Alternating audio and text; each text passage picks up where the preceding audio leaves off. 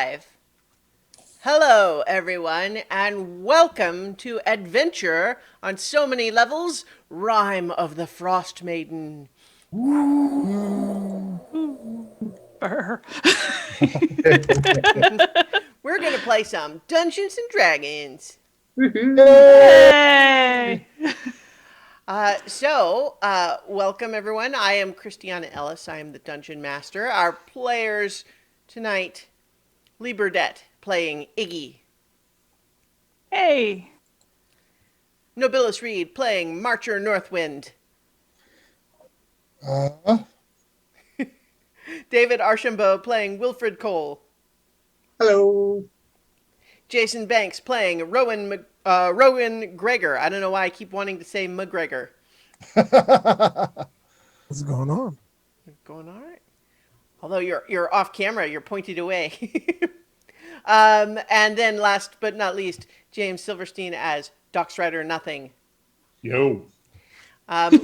We are missing Paul Weimer for the next 3 weeks because he is on a very exciting trip, but we will return after that.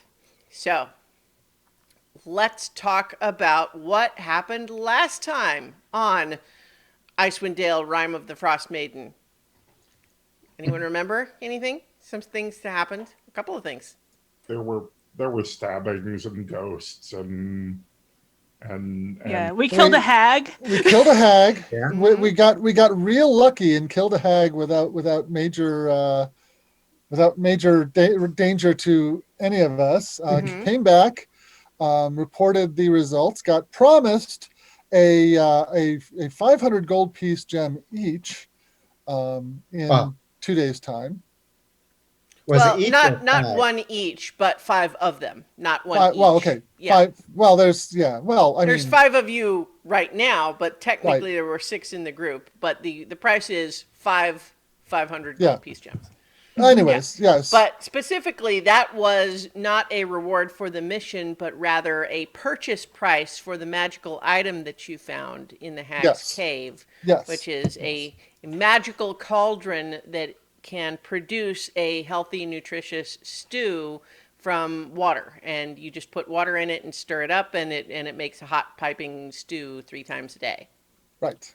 So the town speaker, Daneth Whalen, here in East Haven, made an agreement with you that he would buy that for the good of the town, but needed 48 hours in order to procure the gems with which he will pay you. In the meantime, the cauldron is staying in the basement of the town hall in East Haven. Right. I just want to let you guys know when you start off your what happened last time with there were some stabbings. That is that doesn't sound very exciting. Very good. Yeah, especially So- since most of the hag fight was all from range. Yes. So Yeah. we. Oh, sorry. Go ahead. Can I add something? Yes. We also figured out that ship's masthead was made out of evil crystal metal. Yep. And that there's probably lots more evil crystal metal out there somewhere. Yeah. Lots And and lots more. And the white lady was mad at us. Yeah. She doesn't like the seances. She didn't like us trying to use her name name, in yep. our name. And yeah, just We apologized and she didn't kill us. Wait, you invoked Hey. the dead lady? They were going to name themselves the Seekers of the White Lady as like a team name. yeah. And she didn't like that. It certainly appeared that way. Yeah. But in addition, there was a little bit of just roundup with the, following your attack on Sefik, the suspected Ice Dagger serial killer. Last time, you discovered that there had actually been another murder there in town the night before. But now that you have chased them away, Captain Argoloth here in East Haven is going to write you a letter that you can carry with you to other towns if you go to, that basically just like explains the situation with that trading caravan. And she's going to send a message and basically just let it be known that Torg's trading caravan is not welcome in East Haven now because of this whole situation. But otherwise, I think you mostly captured all of the big things there. So, is it safe to say that after your fight with the White Lady as a ghost and subsequent apology exchange, you maybe went back to the White Lady Inn and settled in for the evening, or would you Yes, have been that's- doing? Yeah, that Yeah. Before can- settling in for the evening, though, I think it's really important that we talk to the medium and impress Oh, yes. on him Yeah. seances are verboten now. Yes. Yeah. So, I mean, do you want to role play that scene, or you feel like it would have just been a brief, "Hey, don't do that anymore"? Yeah. Yeah. I mean, if you guys would rather just say, we read him the riot act and then went to bed, like that's fine. That's fine with me too. Yeah. I'm fine with that. and at the part, Wilfred would point out how old he looks because of her. Yeah. Because Wilfred got magically aged 20 years. Yeah. Yeah. And that hit it too. So, how about each of you? You know what? Maybe just for a quick recap for anyone else. Well, no, never mind. I was going to say let's all describe each other again, but you don't have to do that. But certainly for Iggy and Wilfred, if you look any different, just maybe explain what that seems to be for everyone else's benefit. Wilfred's red hair has gotten streaks of gray in it, and his face has started to get some serious wrinkles. Yeah. And it doesn't actually look any older, but their hair has turned bone white.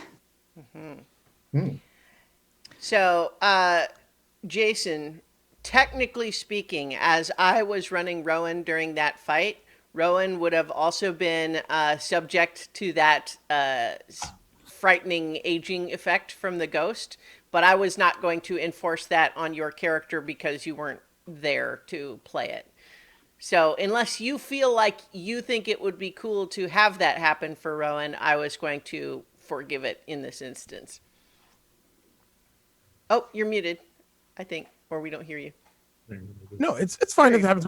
That's absolutely fine. I would say that his tangled dreads of hair that he normally has are still there.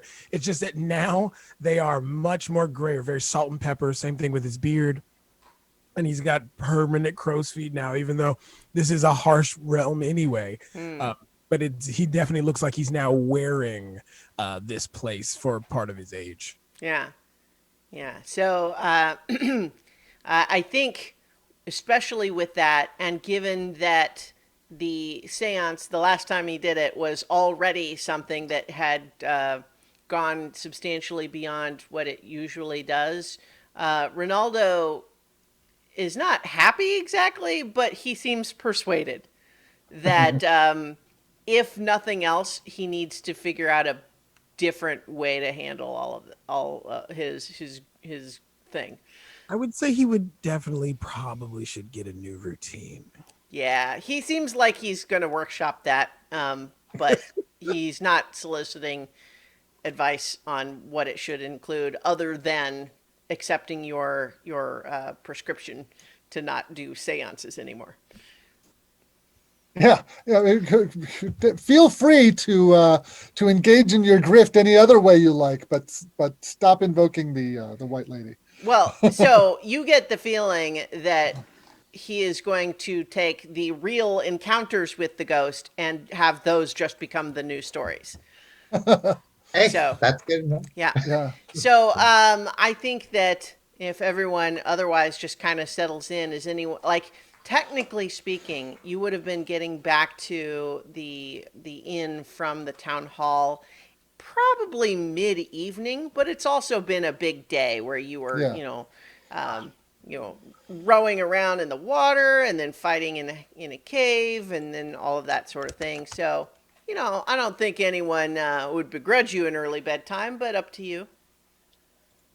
Well, I think Wilfred would take some time to copy down his observations of the identify ritual that he saw performed, Hmm.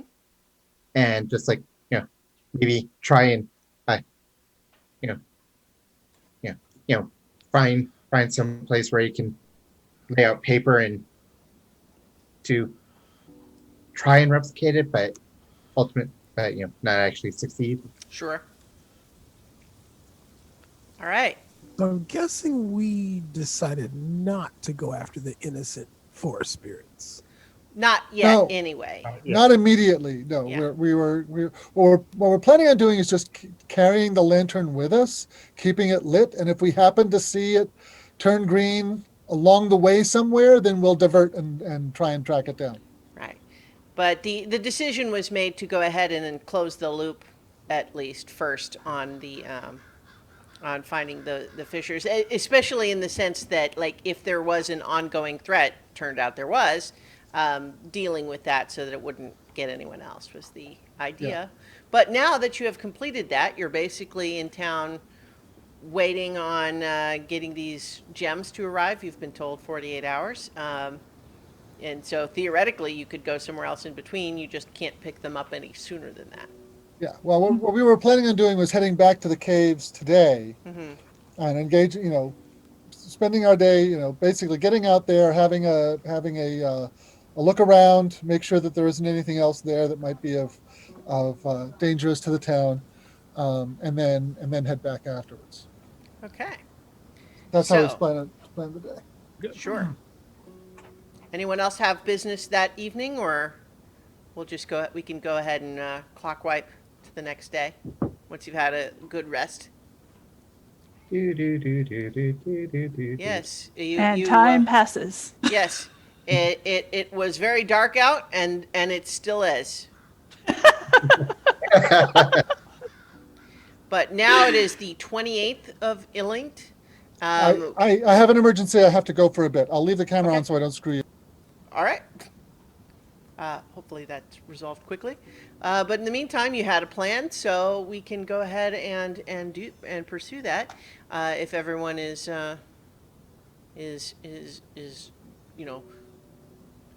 good with that plan. Yeah. Yeah. All right. So as you are making your way, you once again borrow some boats to to sail your way up the southern coast of the lake to where those caves were. Doot, doot, doot, doot, doot. Someone roll a d20 for me. Oh, excuse me, goodness. I'll go ahead and do it. No, excuse me, not a d20, just a d8. D8. You want me doing roll 20? Wherever you want. I trust you. You don't even know what the results mean, so. Yeah.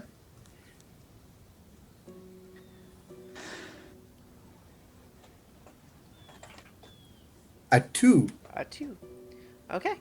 So you head out to the cave, and once you arrive there, I will go ahead and move you onto that map.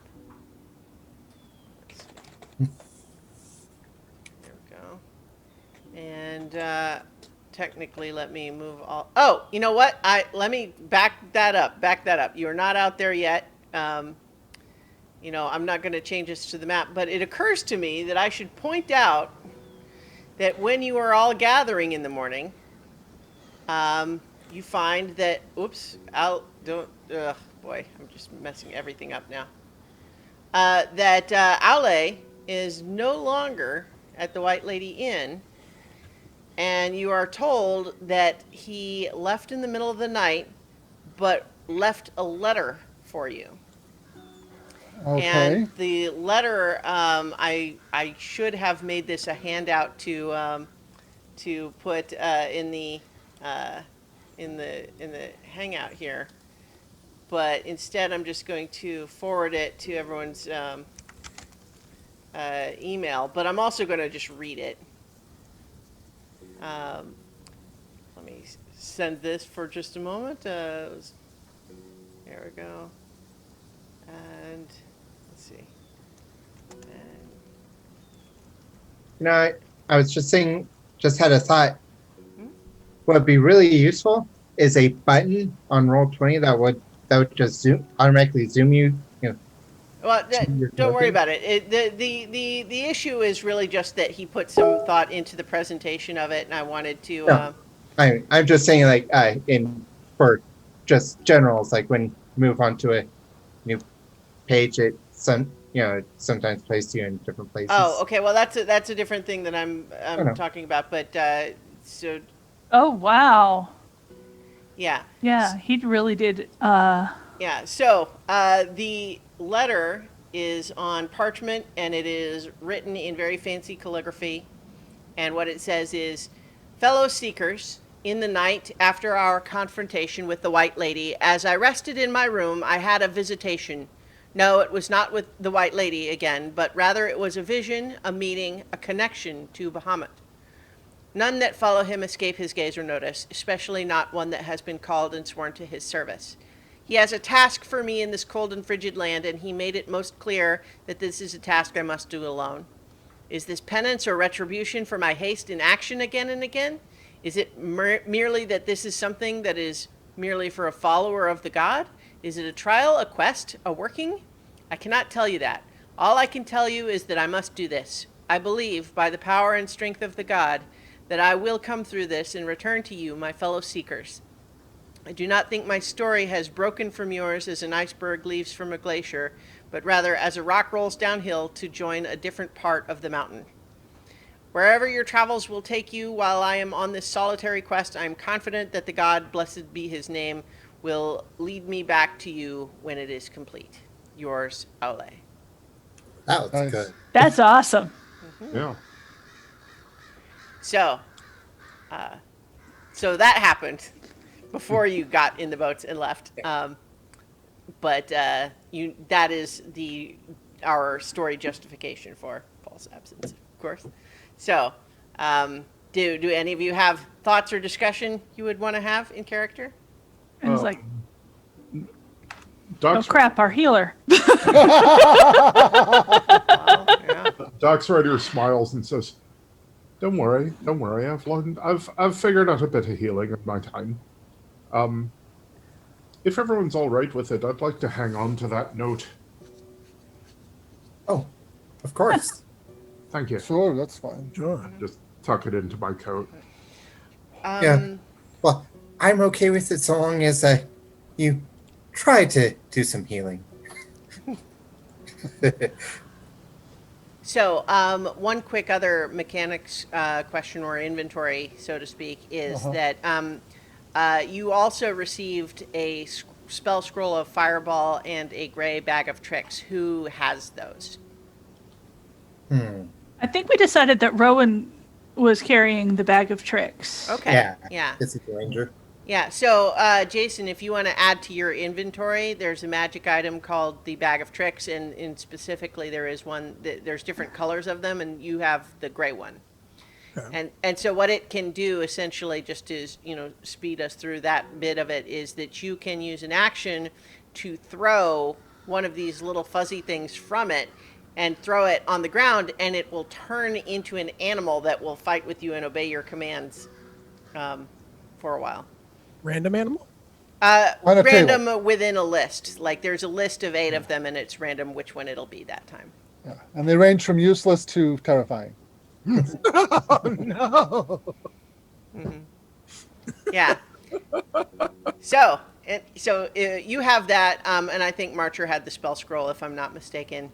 Yeah. Or if you guys wanted to change that. But so if you have arrived back at these caves, now that we sort of settled that, I'll remind you that the ice is very slippery, of course, leading up to the cave entrance. You had previously entered through this level that, that's at the water level, but you had seen that there are also, there's another entrance to the north that would require scrabbling up like a 20-foot sort of slope.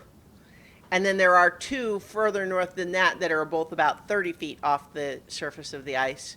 And so right now I have your tokens at the entrance of the water level one, but you are now free to move about the caves.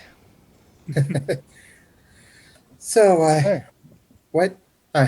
Shall we go explore some of the paths we missed, or we did not choose to do so previously? That's the plan. Okay. Marcher once again casts a light spell on his staff and shoves it into his pack so it hangs over his head. And Wilfred, as always, is fascinated by the method.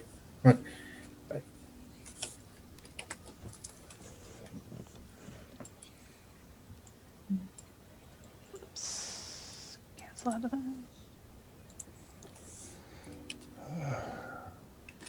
Perhaps we need to be a bit more circumspect with the waterfall this time. I was about to say, this time let's not break the ice at all, shall we? Are you able to move your token, Jason? Swimming in this weather is not advised. Oh no! Last time you remember the water weird that attacked us and we managed to kill. Yeah, when they cracked the ice, a water monster came out of it. But you're also right; you wouldn't want to go swimming in this weather. Are you able to move your token, Jason?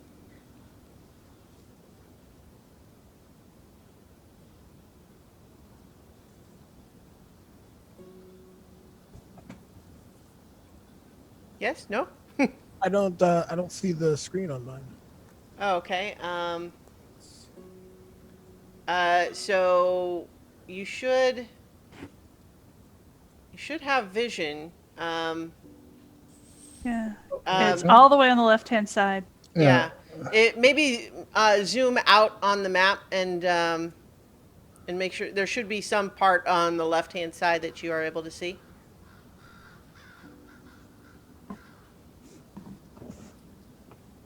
So there's the zoom slider up on the upper right of the map screen. You should be able to zoom that out and to see the whole thing. You're logged in on Roll20, right? Yeah. Yeah, he's I see there. it now. I was in the bottom quarter. Okay. Okay. Yeah. You found it. Yeah. All right. Yeah. You've got the ruler tool selected, but otherwise it looks like you're in there. There you go. Yay! All right. Great. So.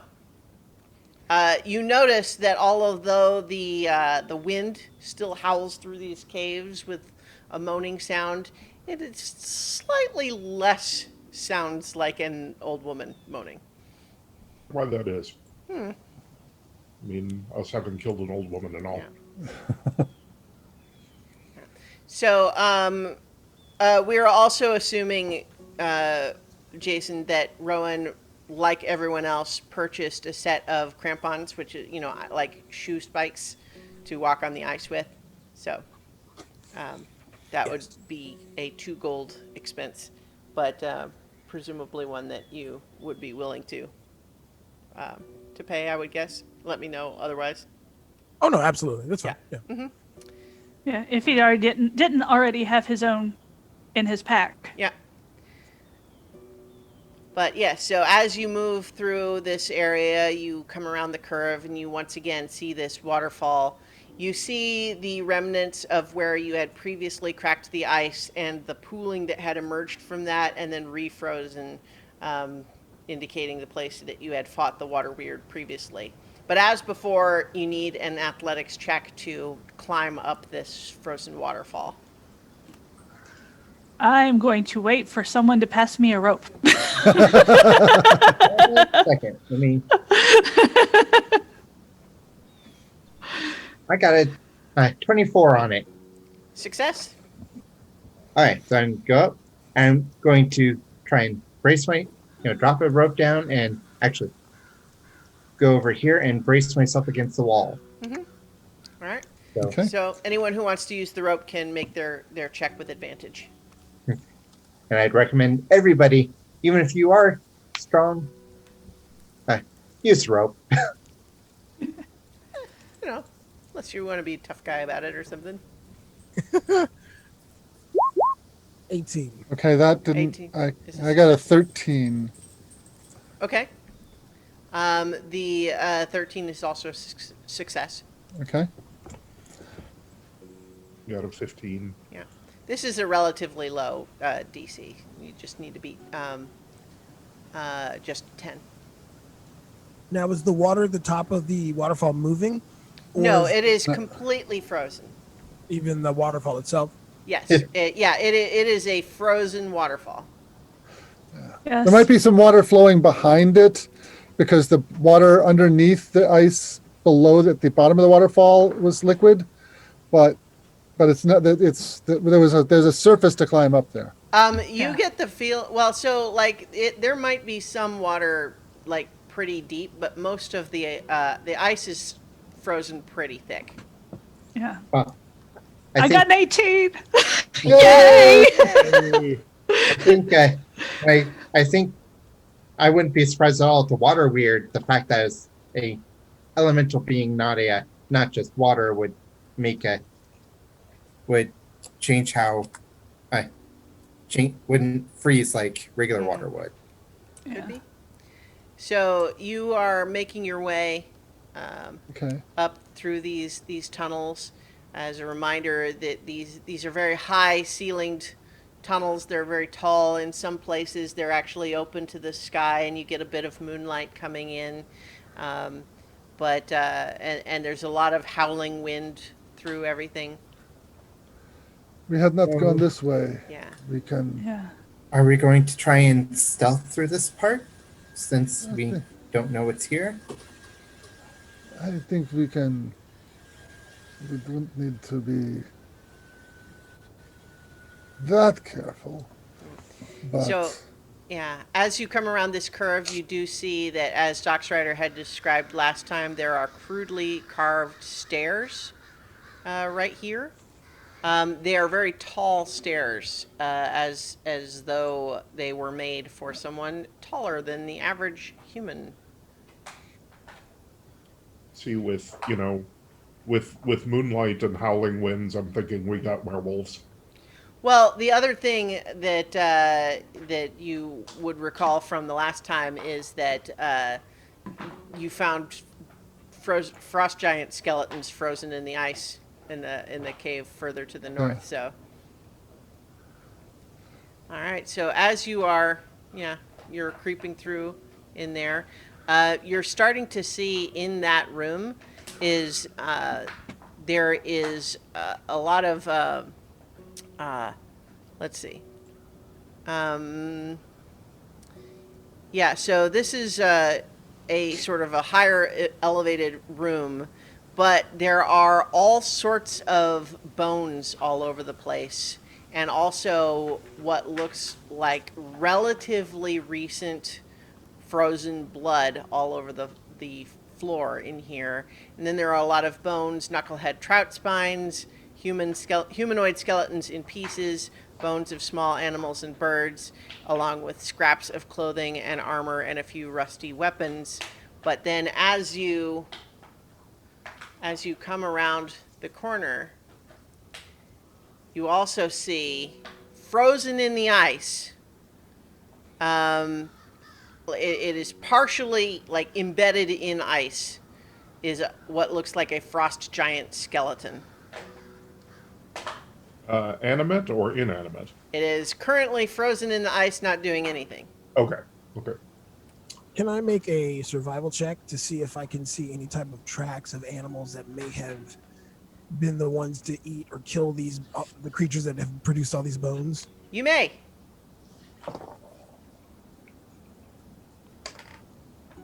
Ah, 5. Okay. Yeah, you get the feeling that there's a lot of wind through there, but also this scene here in this room is very chaotic. There's all sorts of these, like, like the blood and the bones are just scattered everywhere, and you get the feeling that they were regularly sort of rooted through in a way that means that it's hard to get any sort of coherent tracks from them. But you would know from your previous encounter with the hag that was just a little bit further to the east that it's quite possible that this, the blood and other detritus suggests. I think it's not difficult to imagine that what happened here is that this is the way that the fishers came through. They may have been killed in this room and dragged into the other room following that. So, was this frozen fella here the last time we came through? We haven't been through You him. didn't come this way before. You went around through another passage. Yeah. I'm not 100% sure, but I think we should probably keep our distance from that. Stay out of arm's reach, as it were. Going quietly might be a good idea. Oh, sure. Go quietly now. Sir, we don't have to take precautions. It's funny you say that because you're standing there on the side of the room and you hadn't been especially stealthy coming in, and then you do see that two sparks of blue light ignite in the eye sockets of this frost giant skeleton, and it begins to stir. So we're rolling initiative. Okay. Wow. Yeah, this is why I was asking, should we be quiet? Yeah, well, too late. So there you go. The answer, should you have been quiet? Yes. Whoops. But here also, I've got a frost giant skeleton handout for you. Art handout. Oh, Here's nice. this guy. Yeah. Wow. Very skeletal. Yeah. Much frost giant. Yeah. Good 25 feet tall if he was standing up instead of seated on the ground, half embedded in ice. Okay. And yet again, I see I can only see one entry on the turn order. So the problem is that it has everyone from before, but you should all, I shouldn't have to add you, but I will. Okay, no, there's no point in complaining about this. It's. Yeah. For some reason, what you see was not what we saw. I know, so. I know. We've been through this a lot of times. Thank you. We don't have to ever talk about it again. Just let me know. Okay. If it's not there, I'll fix it. We don't ever have to have it be a thing again. Okay. All right, thanks. Sorry, this is not on you. It is just I'm tired of being annoyed by Roll20's quirk in this way, and I'm just going to decide that it's not a problem, and we just fix it anytime it happens again, and we don't have to talk about it anymore. Right. All right. Iggy goes first, by the way. Okay. Well, no, we need people to update your correct initiative in the tracker now that everybody's there. And we still need a value from Rowan and from Iggy. Okay. Did you mean to turn yourself sideways there, Jason? For Rowan's token? There you go. If you wanted it to be the sideways, that's okay. I just wasn't sure if that was intentional or. Oh no, it's fine. All right. Did you get your initiative? Yes. It was a 3. 3. There we go. All right. So, So, Marcher, you are up first. You see that this thing, as I mentioned, partially embedded in the ice, but now starting to stir. You're up. What do you want to do? I am going to cast True Strike and Okay. get my crossbow out. All right. Are you going to move or do anything else? I'm going to stay there, kind of taking cover, kind of sideways to the wall there. Just kind of. All right. staying where I can duck behind the wall if he happens to decide that I'm his intended. Okay, Wilfred, you're next. Okay.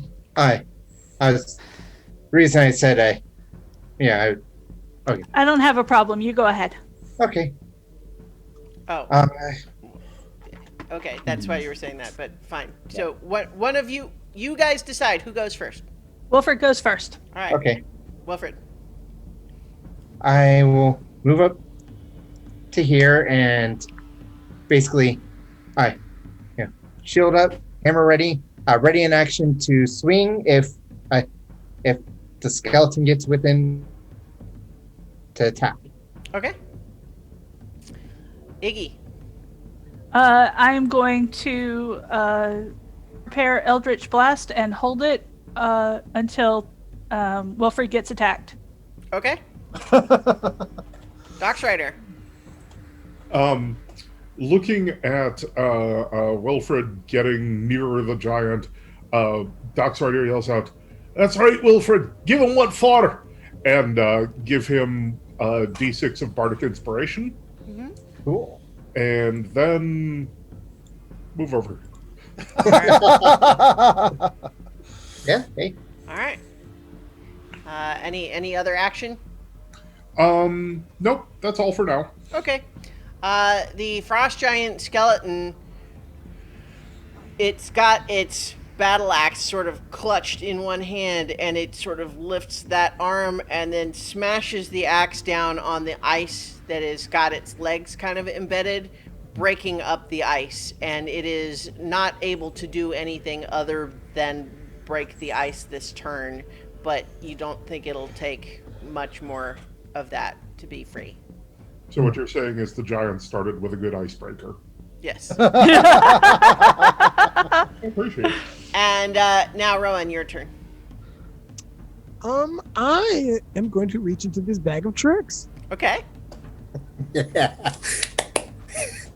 So, I believe you roll a d8, right? I got a badger. A badger, you say? Okay, well, let's see if I should have a badger token because this is a magic item that comes in this. And there's not a badger token, despite this being an adventure where they give away one of the. Hang on. And I thought of a song popped into my head involving badgers, and also mushrooms. Okay. Yeah, So- mine too. Okay, so I'm annoyed with the adventure that has like a bajillion different creatures in there, but not one of the things that it could theoretically actually come up with. How big is the badger? I'm going to need you to look up. The regular size badger. I'll look it up. Okay, so I'm gonna use this cat token to represent it. I know this is like a new, so I'm not gonna have you on the spot this time, Jason, because we're springing this on you. But ideally, in the future, when you use that, if you would be able to look up the stats for it, that would be great. But otherwise, I've got them for right now. It's fine. Okay, so you've got you. Where did you throw it? I'm gonna throw it just beside our shield carrying friend. Okay. All right. I'm calling it now. The badger gets a killing blow. The badger kill steals. All right, and then so yes, the badger has 3 hit points and an armor class of 10. All right, there's a badger now, and I believe you used your action to throw it. Yep. Okay, so that puts us back up to Marcher. Okay. Yeah, I'm going to take that crossbow shot. Mm-hmm.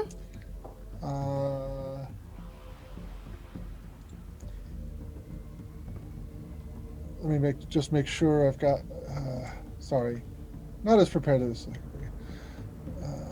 There we go, and this is advantage. First one's a 21. That hits. Okay. And that is a D8 plus 1 damage. 7 damage. All right.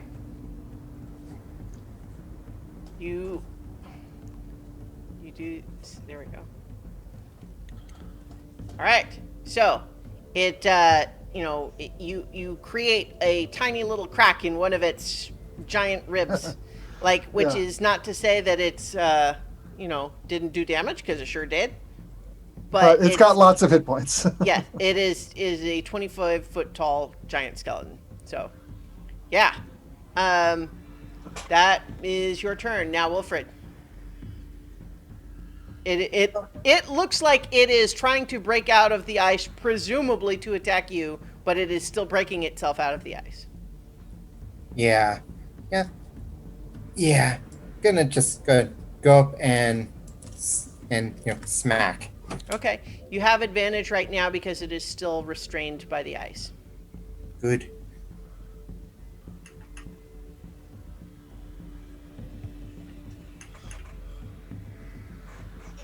Oh. Okay, 9. That hits. You said 19? 19. Okay, I only heard 9. I don't know if it was an Sorry. audio thing. That's all right. 19 hits, yeah. Okay. That is 10 damage. All right. That's And pretty good. bludgeoning, if that matters. Let me think. Does it? Let me look. It does. Yeah. It actually. Yeah, it does. So that's. Yeah. You. Oops. Hang on. I subtracted 10, and then I subtracted 20, which it should not be minus 30. It should be just minus 20. But yeah, you wallop it pretty good, and you definitely see it crack off a couple of ribs, and that's a significant hit for sure. Looks like a smacking, a bludgeoning over piercing if you got it. Mm-hmm. All right, Iggy. Eldritch Blast. Mm-hmm. 15 to hit. Hits. All right, and that was 12 agonizing damage. All right. Force damage, I think. Yeah. Yeah. Yeah. All right. You do that. All right. Next, Doc Strider. You hear that they seem to have engaged. Back over here, and yell at the skeleton. Oh, you shouldn't be coming after us. You should be chilling out some. And that will be vicious mockery. Okay. Wisdom It's a saving wisdom throw. save. Yeah. Uh-huh. All right. Oh wow! It got a 3. So, Okay. So he takes 2 damage and is at disadvantage on his next attack. Okay. All right. The frost giant skeleton uses its action to rest itself the rest of the way free from the ice and climb to its feet. So it is no longer restrained. It is no longer trapped in the ice. But that is its entire turn. Rowan. I am going to take out my quarterstaff and tell my little badger buddy, attack his feet. Okay. All right. Are you going up to attack too? I think it's only a bonus action to tell it to attack. Okay, so yeah, I will move.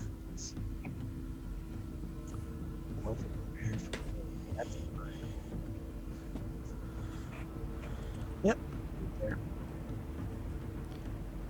There. Okay, your badger rolled a natural 1 on its bite attack. I think that you see it bite down on a toe and start just going to town. It's like, but then you realize it didn't get one of the skeleton's bones. It was just one of the other bones that was on the floor. So it just like it sure bit the crap out of that bone, but not unfortunately one of the ones that this skeleton is using for anything. Aww. Yeah. Oh. Magic Badger don't care. It Yeah. dropped. All right. So, what about you, Rowan? I'm gonna smack him with a quarterstaff. Sounds good to me. With a.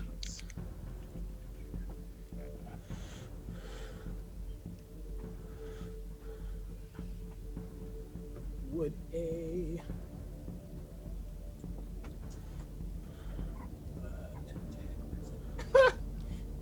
I'm finding my thing. There we go. Okay. Would a 14 hit? A 14 just hits. Oh. Lucky me.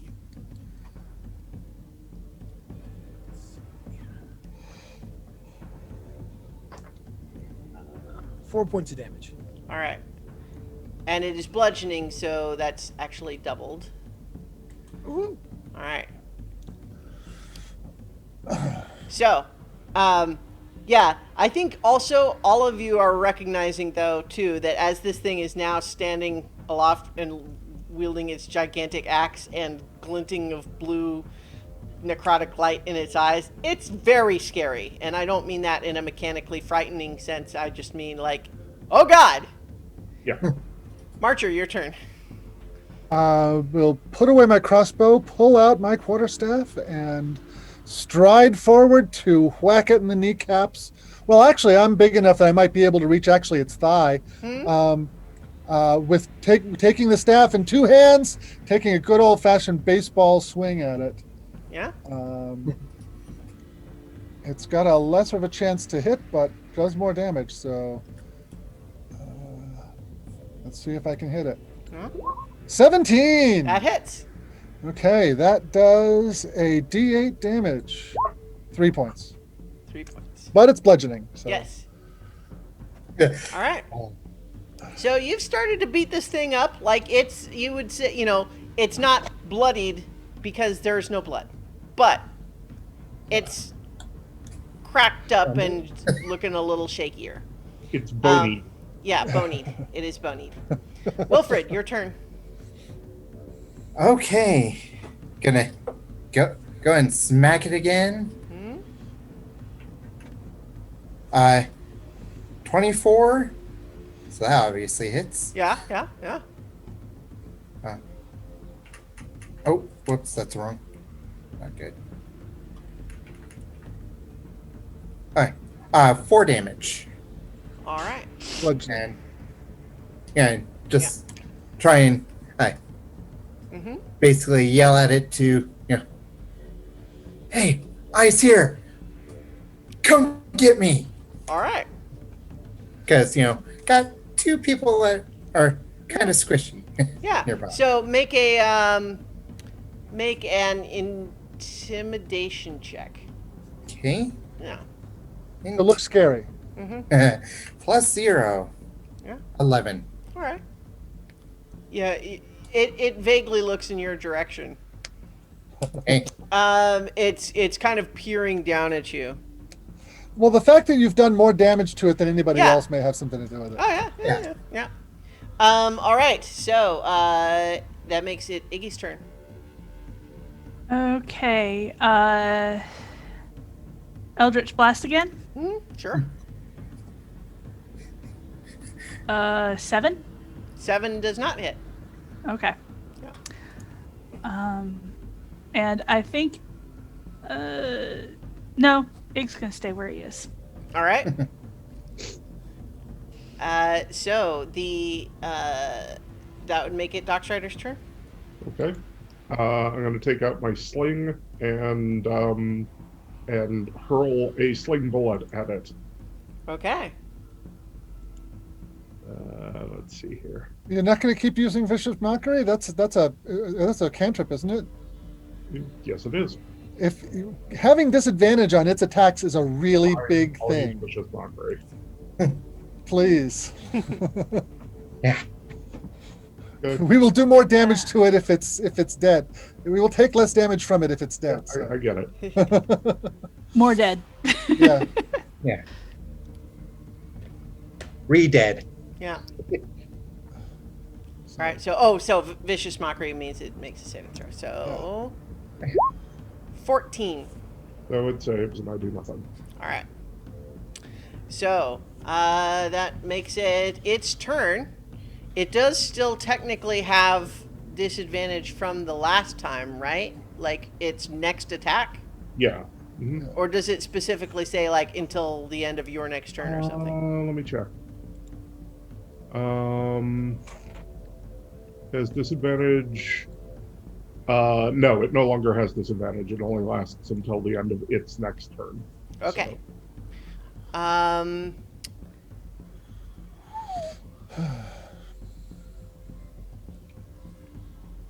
All right. It's going to make a great axe attack on Wilfred. And it gets a 28 to hit. Ouch! Yeah. And it does Oh, Lord. 30 slashing damage. Oh my Oh, god! no. Okay, what is your current hit point maximum, Wilfred? 20. I'm 20? not dead. I'm Okay, so, but you are immediately down. Just, yeah. Okay, Yeah. just checking. Wilfred, Wilfred sees the swing coming. He raises his shield to meet it, and it impacts the shield. Shield runs into him, and you hear a whirring snap as his body goes skidding a few feet. Yeah. So, like, the shield protects you from being cut in twain, but you are just otherwise crushed to the floor. And then it makes another attack. Yeah. Let's see. I think probably Marcher is the next biggest. I know. It only gets a 13. That is less than my armor class. I stuck under it. And this is over my head. Yeah. Yeah. All right. Good. Lucky you guys. All right. So, or lucky Marcher at least. Yeah. So, Rowan, that's your turn. This thing is, has demonstrated why it looks so scary now. I'm gonna take a 5-foot step back and move over here. If you, it has a reach of 10 feet, but if you move out of its range, it gets an opportunity attack on you. Even with a 5 foot? Well, Yes. so if you Open move, your fence. so right now it has a range of 10 feet. If you're trying to move out of its attack range, it gets an opportunity attack.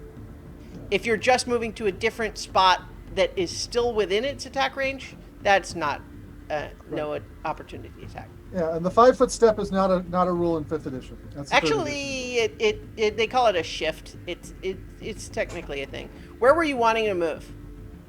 Well, it has a very long reach. That won't work. Yeah. Yeah, if you were trying to just move out of its range so it couldn't hit you, then that would trigger an opportunity attack. Actually, I might be able to make this work. I'm going to cast one of these newfangled things that might save my life. I'm going to cast Shield on myself. Okay. Gives me a +5 to AC. Well, so shield is something that you can cast as a reaction when you're being attacked. So you can wait until it's attacking you. Oh, it's a reaction. Okay. Yeah. Well, then I'm gonna take a shot out of here. I'm gonna try to get out of here. I'm gonna try to back up. Okay. Yeah. So go ahead and move to where you want. It's going to try to make its attack. Okay. It only rolls an 11. Woo! Wilfred was just incredibly unlucky. It rolled very high on that particular attack.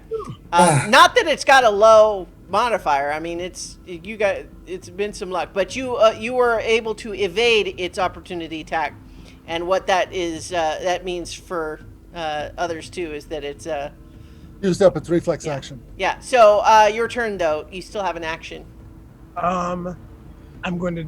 Then I will cast ensnaring strike. Okay. It'll last until my next attack, where if I hit, it'll do a thing. Okay. So you're casting the spell. Is that a bonus action spell? It is. It has a casting time bonus action. So Okay. So that means you can use that as a bonus action and then still attack with your action. Well, then I will.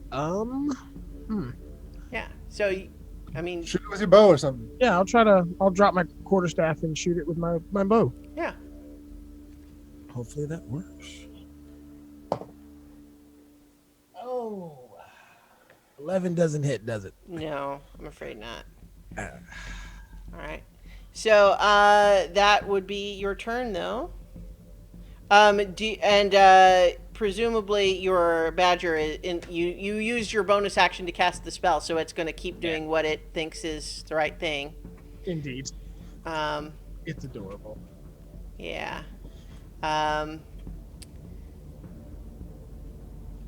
D20 gets a 9 to hit. Yeah, so this time it's at least pointing in the right direction and scrabbling at the base of this thing's foot. But is not making effective damage, unfortunately. Okay, Marcher. Okay, I'm going to move to here, reach out and grab my unfortunate friend by the collar and drag him as far as I can in this direction. Yeah. And I've only that now. I think assume that you could probably get one more square. I think. I could. Yeah. If I can get one more square, then I'll do that. Yeah. So yeah, you can like that. Yep.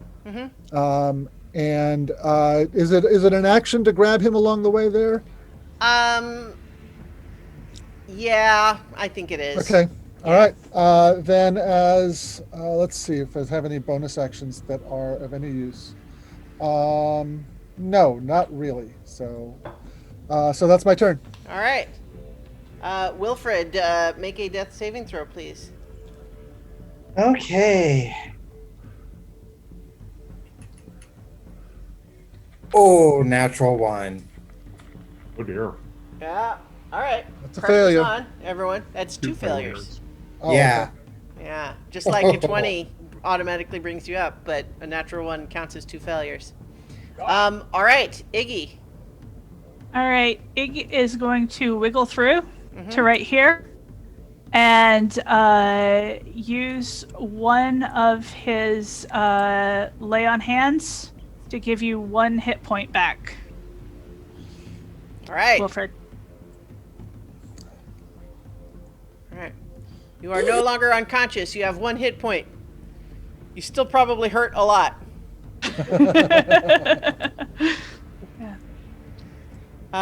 Great. That's probably an action to do that, I would imagine. Yeah. Iggy? Okay. Yeah. Anything else? I think he's let's see. That was basically 15 feet to get to there. 1, 2, 3. He's going to back up to like right here so that he's not with the press of other people. All right. And so that he's got a really nice line of shot on that guy. Sure. Okay, Doc Schrader. Okay. Moving to here. Actually, probably here.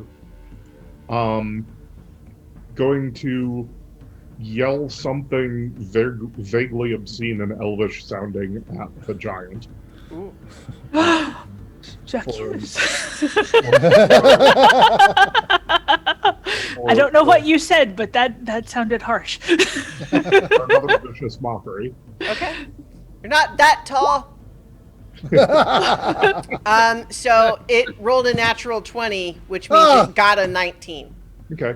And then for a bonus action, I'm going to look towards my just getting back to his feet companion and yell at him, "Oi, you! Get up right now!" And I'm going to use Healing Word on him. All right. And heal him for 7. Very nice. All right. It is the skeleton's turn, and it looks down at this badger. Oh no! Badger, no! And it rolls a 21 to hit. Oh, no. And so it smashes its axe, boom, and the badger just goes boink. And then the frost giant skeleton seems to peer down in confusion because there's no body there.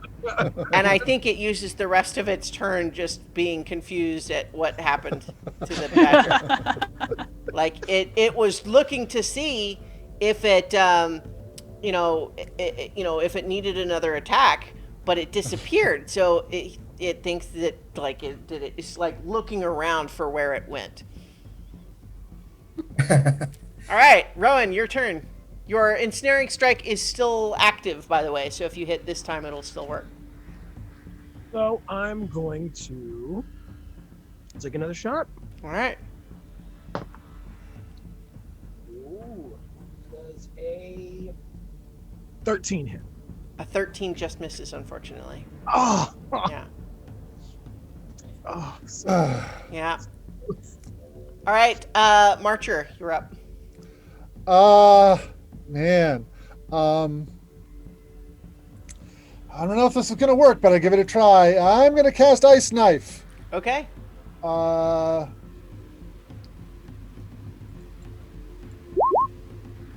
Damn it! Mm-mm. All right. Well, it needs to make a dexterity save to avoid the cold damage from when the. when It it is immune explodes. to cold. Or no, excuse you. me, just resistant. So. Okay. Well, it might and take it a gets little bit of 10 damage then. for its dexterity save. Okay, so that only takes half damage. Mhm. It's 2d6, so 4 points of damage, half is 2. Okay. So I did something Well, at I least. mean, that's better than nothing. Yeah. All right. So, and yeah, I'm gonna move. I'm just gonna step back a little bit. all right. Did you want to move, Rowan? I didn't really ask, but you could if you want. no, I'm going to stay here for now. Okay, great. Wilfred, you're up. You're feeling a little better. There's still a gigantic, frosty skeleton up there. Does the passage we went through look like it could, or like think it could fit through? Like It would have here? to squeeze through in places which would slow it down some, but it would not be stopped.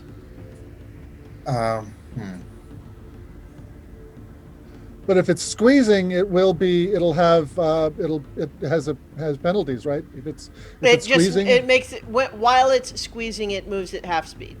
Oh, okay, that's the only thing. Okay. Yeah. Yeah, trying to think.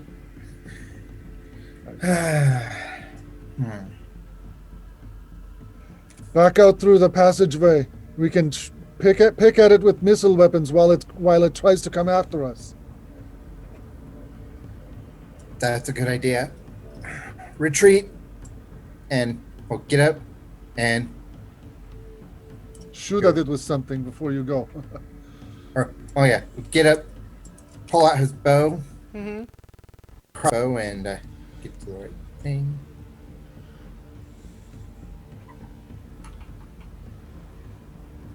$17 17 hits. for 9 damage. All right, cool. That's piercing, so just Yeah. like it's not doubled, but it still takes it. It's starting to look a little shaky, but it's relative. So move, Alright. move back. Okay. Iggy. All right. Eldritch Blast seems to be working when it hits.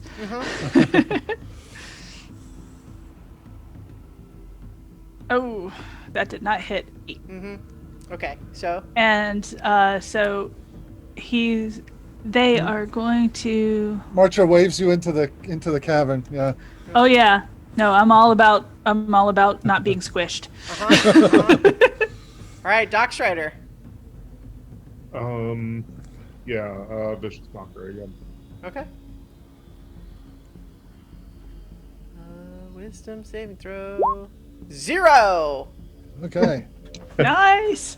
I think I think that's a natural 1 minus 1. So go ahead and roll the damage, but I think that I'm gonna rule that it'll have a little bit of an extra effect there. 2 damage. All right. Yeah. What do you say? Just kind of telling it that it's a coward and it deserved to die here. Yeah. So you see, you say all of that, and then you see it suddenly just kind of stop and hang its head, Aw. Aw. and like its arm holding the axe kind of just lowers to the ground. And Immobilized it. yeah. And it's actually going to lose its turn because on the basis of like what you said specifically, like beyond even the natural one, is having a significant effect. Aw. You made it very sad. You hurt Aw. his feelings. Yeah. Well, Good that's, job. that's the point. The way the spell works, Yeah. Yeah. Marcher. Fire my crossbow over their heads. Alright.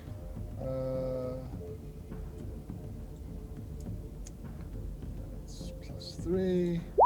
13 Oh, again. I'm sorry. I skipped Rowan too. Okay. But yeah. So go ahead and do your turn, and then Rowan will do yours. I'm sorry, I didn't mean to skip you.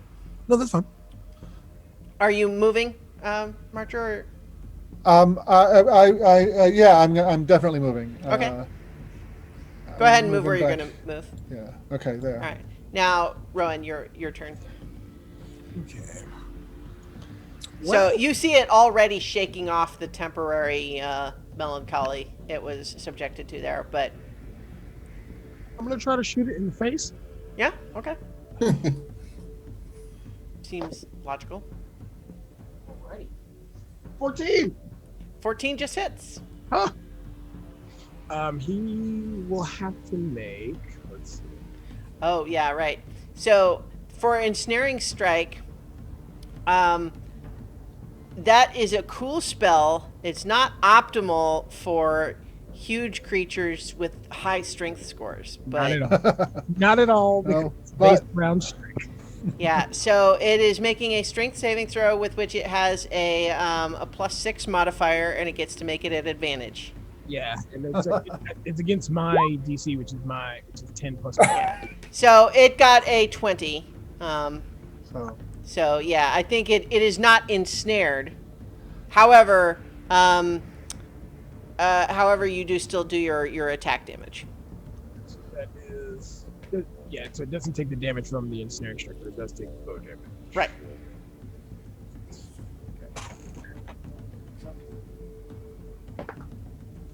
That is an 8, 8. but it's piercing. So All right. So it's looking pretty rough now, but you see it just it shakes off those vines like they're nothing, unfortunately. All right. Were you gonna move too? Everyone else seems to be retreating down the corridor. yes, I'm gonna move to about here, just in case when it steps around, if I can get a shot at it. Yeah. All right. So I'm just gonna give you the heads up that you think that right there it would still be able to attack you before it has to enter the narrow part of the tunnel. Oh, yeah. well. Yeah. So you think maybe one? You want to be a one little more further square- on. Yeah, one more Yeah. square forward. You think you'd be out of range? Like it would have to push into the tunnel to attack Oh. you. So would you say about right about here? Well, so yeah, well you would definitely be out of range there. Well, you don't know exactly how far it's going to go, how fast it is, but I You know know. that it has a very long reach. yeah. Yeah. Poor badger. Mm-hmm. Well, I mean, that's, he lives to serve. Okay, so that is leaves Dockstrider poor Dockstrider in the. Well, you still get your turn though, right? So Yeah. He'll get his turn yeah. before the. So we before had the- Marcher's turn, and then Wilfred is your turn now. Okay, and since with the dynamic lighting, I can actually see the skeleton. Mm-hmm. Does that mean I can still range attack? Yeah, I think so. We can do like line of sight on them. Yeah. just barely. Okay. I think I would say he has half cover. Yeah. So like step a little to the right, take your shot, and then retreat. Yeah. Okay. Do that. Like that. Yeah, Yeah. that's fine. Yep. Okay. 17. Hits. 5 damage. All right. Plink, plink, plink. And then I'm gonna move further back. All right. Iggy. Iggy is also going to step up. Mm-hmm. Eldritch Blast. Because it is just such a useful spell. Yeah. No, it's what warlocks do. Go ahead. Yeah. It is. All the right. signature- 23, it actually hit. Nice. All right. All right. Let's roll that beautiful Eldritch Blast damage. 7. All right. And then Iggy is going to flee back. This thing is on the verge of falling apart. It's already like wobbly as it's moving around. It is looking pretty rough. Doc Strider. We're not taking any chances. Everyone has currently, like, you feel a little bit like those times where everyone's in a line and they say, if you volunteer, step forward, and everyone else but you has stepped backward.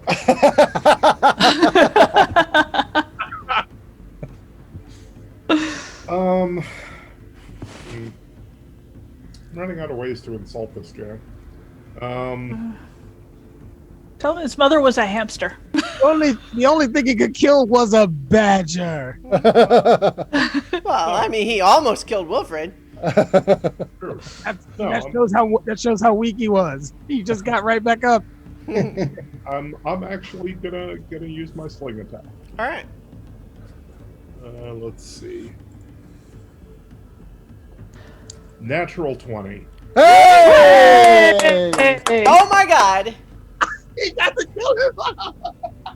You're killing a giant with a sling. With a sling. And he got a natural 20. That's awesome. Yeah. No, go ahead and roll the damage, but it's going to be enough. Yeah, I remember last week we said that what we were doing with crits. Yeah. is- So maximize the first die and then yeah, roll the and second then roll a second. instead of rolling Yeah. both. Yeah. Which is it's fine until the first crit hits one of us. Yeah. So, with the it does a D4 plus 2. Mm-hmm. So and it's a So and it I would be roll- 6 plus a D4. A- So, I 4. rolled 6 plus a D4. Okay. Yeah. Yeah. I rolled a 4, so that's 10 damage. which is bludgeoning, so it does Yeah. double. So Doc Strider, the last left up there, the only one who can currently see it, and the stone just goes right in and caves right through this thing's forehead, and it Yes! collapses backwards. Doc's rider kind of looks over his shoulder at his companions and he goes, "Don't worry, I took care of it." And just walks back into the cavern. Wilfred's going to cautiously go up and see it collapse and be like, oh, thank the gods, and just sit down for a second. I think they write fables about someone who did something like that. It's possible. Wilfred, why don't you sit and rest for a while we look around the room and see if there's anything worth taking? Sounds like a good idea. Yeah. Alas, the only things that seem to be in this room are gross. Like it is just like Bones. body parts that have been stripped of the meat, and bones and other bits of torn fabric and scrap and everything. Yeah, anything that was ever of any value of anything that ever came through here was taken. How big and heavy is this axe? Too big for you. I know it's too big to wield, but Oh. is it too big to drag back to the rowboat and bring back as a trophy? Ooh. That's a good, you know what? I think you could maybe do it, but you're going to have difficulty maneuvering the boat with the axe in it. Okay, it's that big. Yeah. Okay. All right. I Consider mean, that literally, it's like 12 feet long, like with the handle. and the head is like a yard wide. Yeah. I have an idea. Mhm. Take it and put it, drag it down to the waterfall and just kind of set it up as a ramp. Yeah.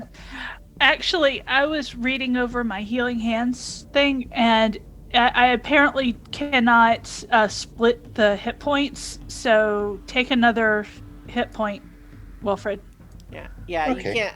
I believe that is correct. You can. You have You can 2 do hit it points once you for can 2 give, points. but Yeah. you have Yeah. to do it all in one go. And Doc Starter, you gave me 7? Yeah.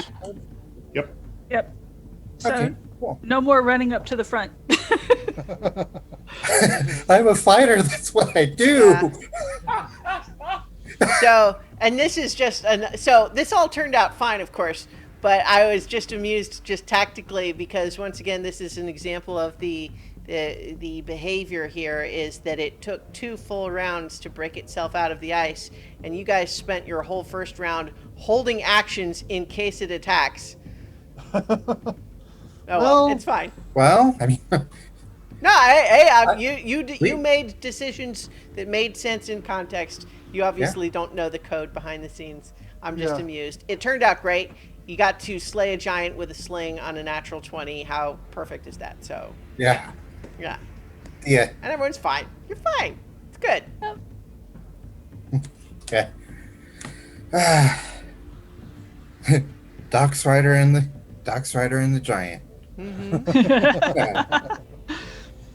Yeah. All right. We can tell Ronaldo, and he'll make a song about it. I was going to suggest that we have a short rest in order for our fighter to spend some hit dice. Yeah. You Actually, may do that. I have a internal healing thing. I should actually have used. Use it as you like. If you're taking a short rest, that's fine. I think that probably this room is actually, like, you might want to... Well, you are entitled to take a short rest here. I guess I'm just pointing out it's very gross in here. There's just blood and bits and animal carcasses and bones all over the floor. And that's, like, all that's in this room. So it's your standard Maybe book we also. move forward a little bit and If you guys want to go back to the bottom of the stairs, I'll scout ahead a little bit to see what's forward. Yeah. And All right. I'll stay as well to be his backup. all right. So Or we'll go back to the. I guess we'll go back to the bottom of the stairs then to rest. Okay. While you have a And I'll use sneaky types have a look. I'll use Song of Rest down here while people are taking the short rest, so you heal an extra 1d6. Cool. So, All right. So, as the strains of... are you playing an instrument or singing or... Yeah, I've got a violin. Ah, nice. So, as the strains of the violin, carry through the wind of these tunnels, we have Rowan and Iggy scouting ahead a little bit. Are you being stealthy? I'm gonna try. Well, let's see some stealth rolls then, huh? okay, I'm back up to full. Good.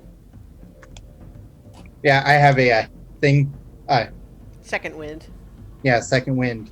I keep forgetting about that. well, I mean, you are better off using a hit die at this point because second wind you can use instantly in battle, and a hit die takes an hour. I So know.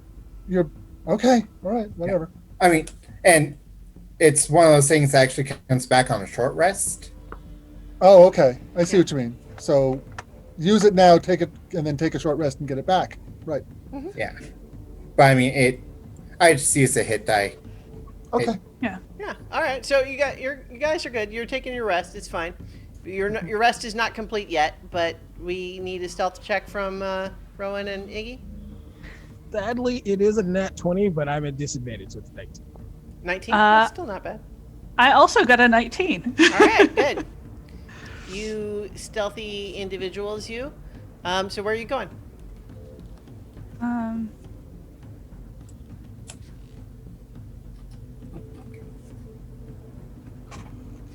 all right, so looks like there's some stairs over here.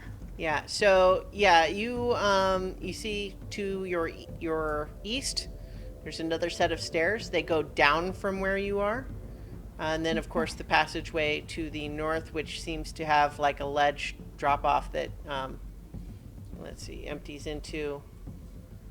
Let's see. Yeah. So I think Iggy can see with dark vision. Yeah. I'm not sure how much you can see. I think, Rowan, you probably don't see the dark vision part, but you see, you're leaving behind where the light is, right? But there's a couple of these caves that have moonlight in them.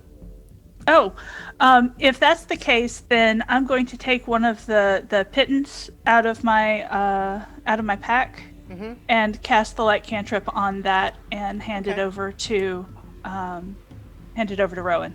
Okay, let me add that. That's a 20 feet radius, I believe, right? Yeah. Okay. And that way he has the option of like capping it in his hand to douse the light. Yeah. All right, so you should be able to see just fine now, Rowan. So I think what I'll just go ahead and reveal to you now is that if you go to the east is the place where you fought the hag down the stairs, and then to the north is the cavern where the frozen frost giant skeletons were under the water. Okay.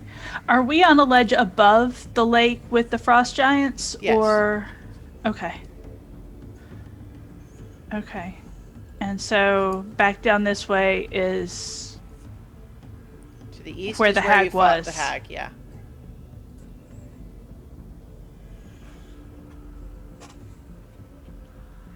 Yeah.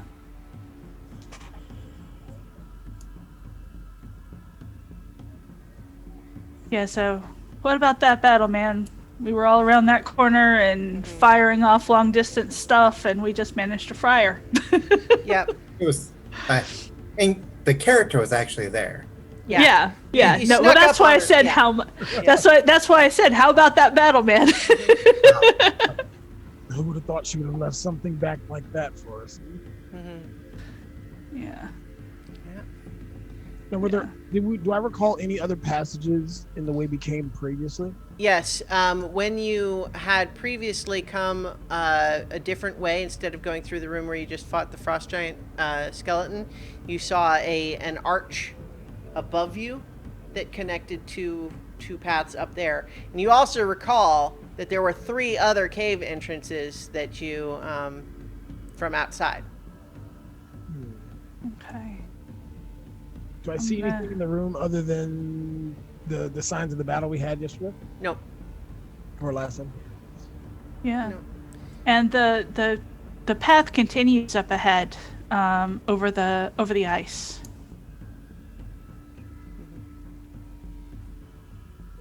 So we could keep going and see what we can see on the up ahead on the ice path on this ledge. But I can already see a waterfall that I would have difficulty getting up. Well, it's also just an alcove up there. It's not. There's not anything like it, you can see that basically there's an underground river that was feeding into this area, but like unless you could burrow through the ice, there's no other way to go there. Okay. And there's nothing in those alcoves that we can see from here? Nope. I'm going to go ahead and tell you there is nothing else in this room that you didn't see the last time. Okay. Then I guess we head back. Yeah, there's only the other entrances that you have not gone in at all, and the bridge, which for all you know is connected. Okay. So I say once those guys are done resting, we should probably check out some of those other entrances we didn't take the last time. Yeah. All right. So everyone else is resting for a little while. You can chat if you want a little bit, or we can just go ahead and say everyone's hanging out. It's a little annoying to talk, frankly, right now because there's the, the howling wind, but also Doc's Rider is singing, so you could just enjoy a listen for the short rest. And Wilfred's just kind of, kind of listening to music and thinking. Yeah. His face is covered, so you can't really see any expression, but it's he's deep in thought at the moment. Yeah. I will say, I think it's not an especially comfortable place to rest. I'm not going to deprive you of the rest, but it's just like you're in a frozen cavern with wind just constantly blowing through. Marcher will have sat next to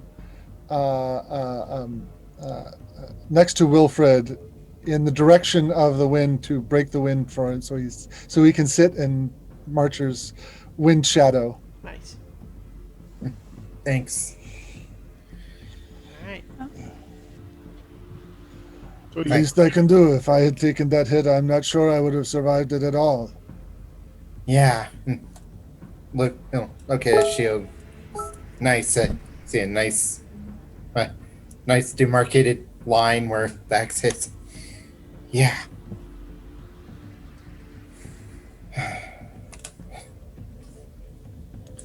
But You'll live to fight another day, though.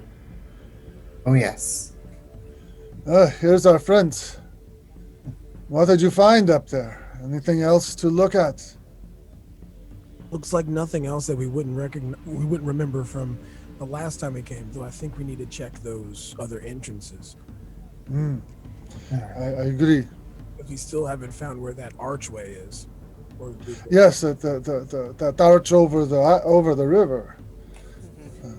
You Yeah. could theoretically Definitely. try climbing up to there from inside as well if you wanted. Well, it wouldn't be much of a bridge if it didn't go to something. So perhaps it is better to. Well, we will need to climb one way or another, right? We will need to climb either to get up to that arch or to go outside and climb up outside. Either way. I would vote for doing it outside. If there's something waiting up there near the bridge, it can easily take advantage of us climbing. Same's true outside, but I suppose it's a little less likely there's something just hanging out, waiting out there. Well, we killed those harpies. Yeah, Didn't see anything else on the way in. that's true. Well, all right, let's do that then. So everyone can have completed their short rest. Lee's going to be right back. I can move her token if you guys want to follow along somewhere. Yeah, so are we going to be going to the outside or to the To bridge? the outside. The outside. Okay. We judged the climbing to be slightly safer on the outside. True.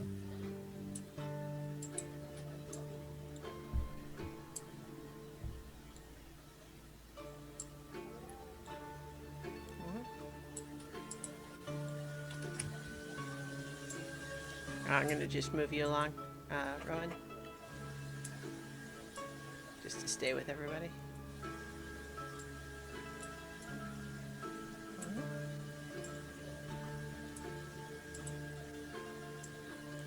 All right. So you have made your way back outside in the front of the front of these caves.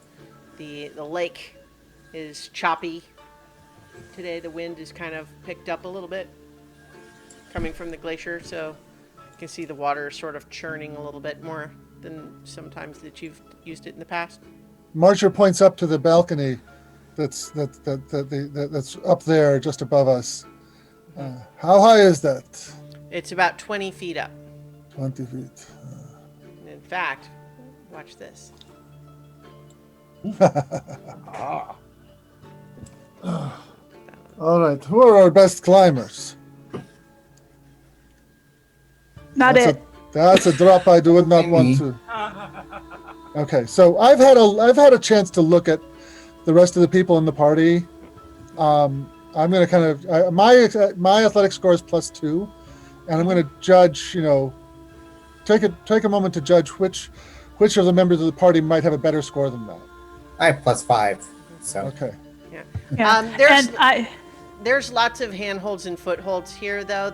It's a very sort of like uneven surface, so it's relatively easy to climb. There's actually no check required. Oh, okay. Okay. in that case. Yeah, I was gonna say because I've got like 9 pythons and a hammer. So if we do wind up in some place where we do need to climb and it's a little more arduous. Yeah, no, this particular climb is easy enough, just because, like I said, it's sort of it's not a sheer cliff. It's pretty rocky, and there's lots of little places to put your hands and feet as you climb. All right, then let's have a go up there. Wilfred, would you take the lead, please? I'll go up there with him at the same time. Perhaps maybe try and do this stealthily. Yes. After our last greeting, sure thing. Mm-hmm. Yeah. Not great at it, but can I go ahead and do a stealth check then? Yep.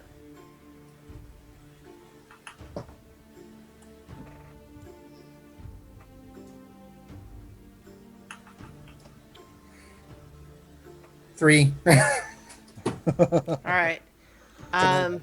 Yeah. So I think that as you are, as you climb to the top there and are stepping into the cave, you accidentally sort of kick against a rock that skids on the slick ice and just kind of goes into the cave. And then I think from inside, you all hear which sounds like a deep, scary growl sound. Guessing wolves. Take it up, crossbow, and I'm gonna move in with him. Still trying to be stealthy. And we're gonna actually go ahead and roll initiative. Well, can we have Lee's character on the map with us, or are you hanging out down at the bottom? She's here. Okay. Yeah. Will be where you're gonna be. Okay. Yep. Oops. It's where they're gonna be. Okay. I accidentally made it roll initiative on you guys, on you, Iggy. So is this another thing where you guys don't see the turn order? No, we still got it from the last one. That's what I figured. So so go ahead and update your initiatives with whatever they are this time. Just so you know, I am not updating because it's the same roll. Well, okay. Well, that's fine. So you could just as easily say that you did update it. It just didn't change. Oh, yeah, okay. Mm-hmm. But that would be lying. No, I don't think so. You did a new roll. You checked it against the thing and just determined that it did not require adjustment. That counts as an update. All right, everyone got their new roll in there? Not quite. Okay, hurry up. Okay. Okay, so the Direwolf actually gets to go first. The growl is followed shortly thereafter by a wolf, a gigantic wolf charging out of there. In fact, actually, let me go ahead and share. I've got. Oh, there's no handout for the. Shocked. I know. Well, I mean, because there's artwork, there's just not a handout of it, I guess. It's not linked there. We've all seen Game of Thrones. We're good. Yeah. I'm just surprised. Where is the... I guess you probably don't care that much anyway, right? Or, Oh. I mean, I refuse to go through this battle without a handout. Well, You just get rid of the dire wolf because there's no handout for it. yeah. Everything's fine. Well, it's funny you say we all seen Game of Thrones. I haven't. Okay. I haven't either, actually. All right. I've seen the first episode. That's it. Well, then you've seen a direwolf, so So it actually has just enough movement speed to get right up to you, Wilfred, and attack you. Shields up. Yeah. Bite. It does a bite. And it gets an 18. Miss. It's Wilfred. Wilfred gives a little bap to its nose as it scrapes across the shield. All right. bad dog. Yeah. All right. So that makes it your turn, Iggy. You can hear Okay. up there. It's like, what's going on up there? Yeah, I don't think I have line of sight on it. So, No. if I can, You heard growling and then ba-dum, ba-dum, ba-dum, bonk. is this at a little bit of a high, like this point right here behind Doc Strider? Is it a little? Is that a slightly higher elevation? No, so like this is right here. This is indicating a 20-foot incline. Oh, okay. So yeah, so I should be like right there. Well, I mean, okay. All right. Yeah, because I was not in the process of climbing. I was Yeah, up there with so them. you did have to use, if in combat, you have to use your action to climb, make the climb, but you can do that. Okay. I do not have line of sight around Rowan. You use your action to climb. Okay, I use my action to climb. All right, then Yeah. I'm just going to hang out here for the time being. All right. Rowan. I'm gonna pop it with my longbow. All right.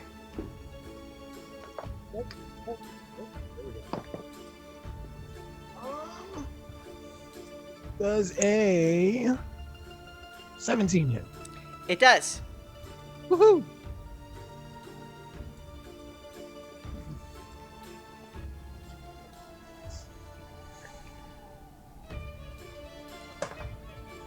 Eight points of damage. All right. Yoink. It yipes, but it's still growling. It looks like it doesn't appreciate being shot with an arrow. Who does, really? Right. I mean, I guess Yeah. there might be some people. There's no accounting for taste. Wilfred, it's your turn. Okay. Right in hand, up in my face. Gonna go ahead and Mm-hmm. Do a I bonk. got a 15. 14 just hits. Well, 15. 15 extra just hits. Just hits and then a little bit. Then 10. And it's looking like it's fairly okay. And that's my turn. Okay. You bonk it for 10. And Yep. it's definitely hurt now. I have another thing I could do, but I might use that for more. Okay. My turn? Yes. Yep. Okay. Pull out the crossbow and shoot it with the crossbow. 20. Dirty 20. Yeah, that hits.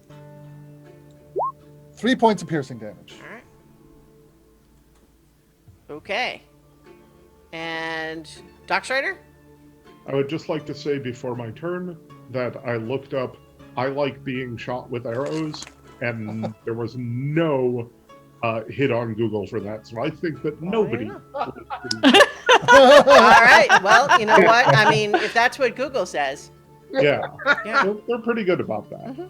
At least not people willing to talk about it on online anywhere. Sure. So, Yeah. Doc Strider yells out, bad dog, you're a bad dog. And that's vicious mockery at a dog. All right. Wisdom saving throw. Yep. For a dog. 17 though. Okay, so it does not take my scolding. It is better self-esteem than you expected. Well, perhaps it is a good dog, after all. Or at least by its own specific code of conduct Yeah. that it holds, the standard that it holds itself to. Yeah. It believes that it, measures up. All right. that makes it the direwolf's turn again.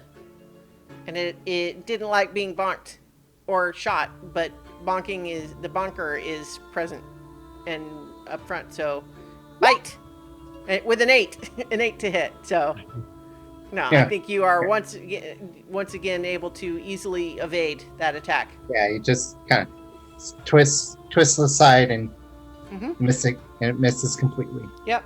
All right, Iggy.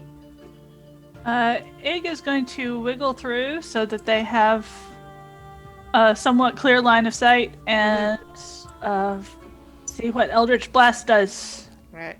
Yeah, I think you've got half cover because you got several people in front of you. So Yeah. So that just means it's going to have +2 to its normal AC.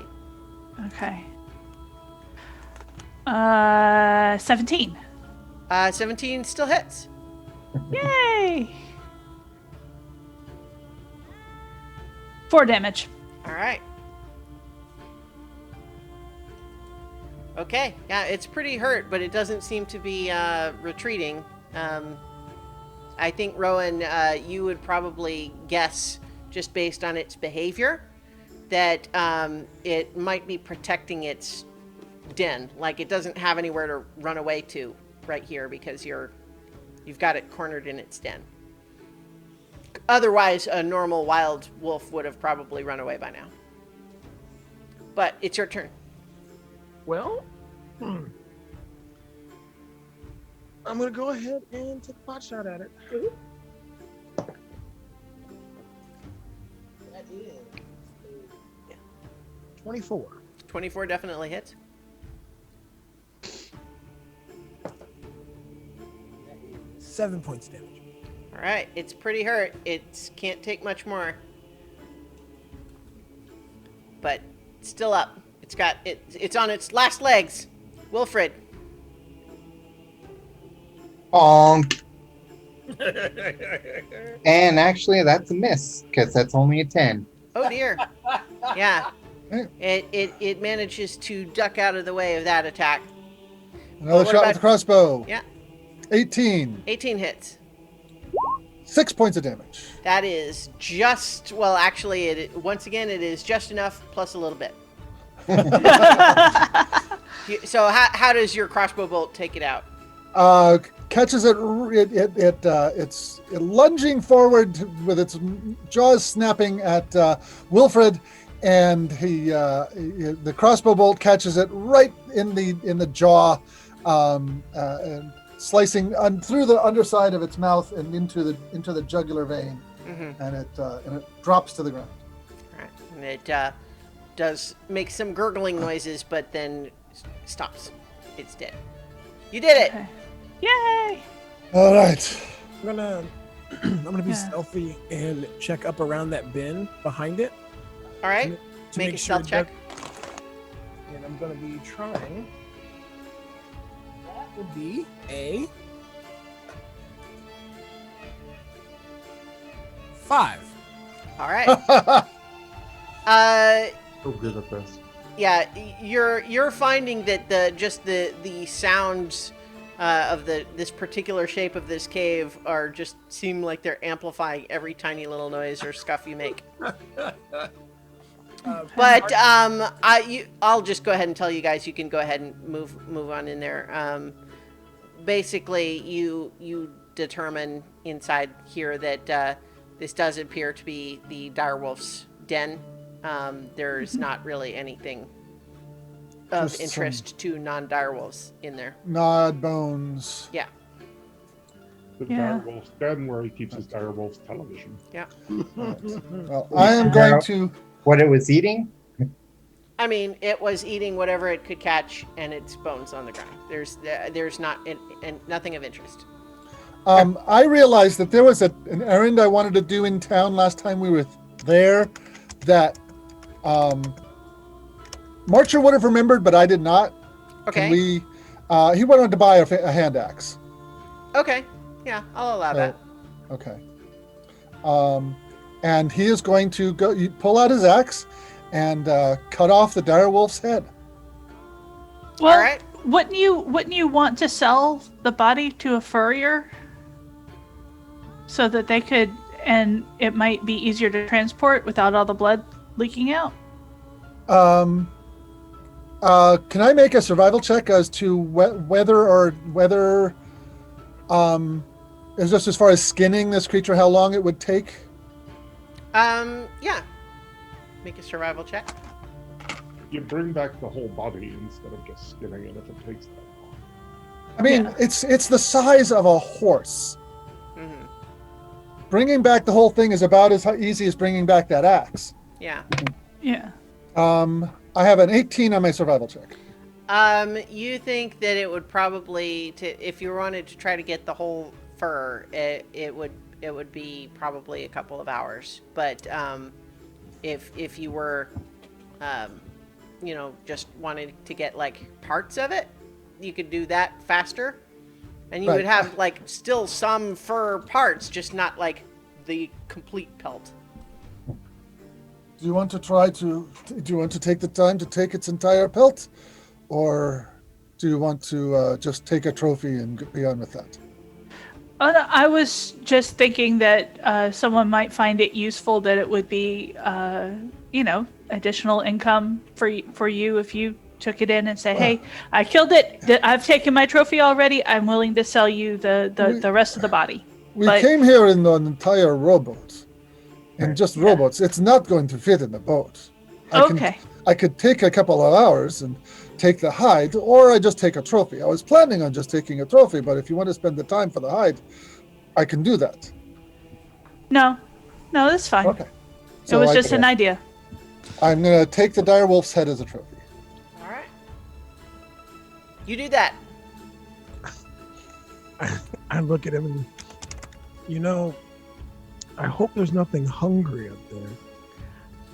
Also, that just raises another question, because you also took the sea hag's head, right? So, That's right. but like Are you just collecting? Like the town speaker didn't like want it. So are you just hanging on to them? I'm planning on preserving them, and Okay. yeah. I mean, you could if you leave them outside, they'll just freeze solid. So it's Right, not like right. they're going to rot exactly unless you're keeping them inside where it's warm.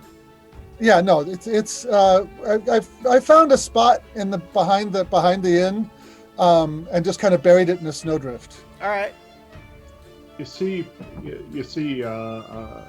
fellas, that that Marcho, he's always trying to get ahead. Oh, gee. Yeah. Well, I think he's got several advantages in that particular vein. Huh. Well, he knows that 2 heads are better than 1. Oh yeah. Well, no, it's 3 heads. Well, Well- if 2 heads are better than 1, then 3 heads should be better than 2. Yeah, because he already had a trophy of some sort. I Yes. know, but I was doing the figure of speech. Yeah. I Yeah. was told there would be no math.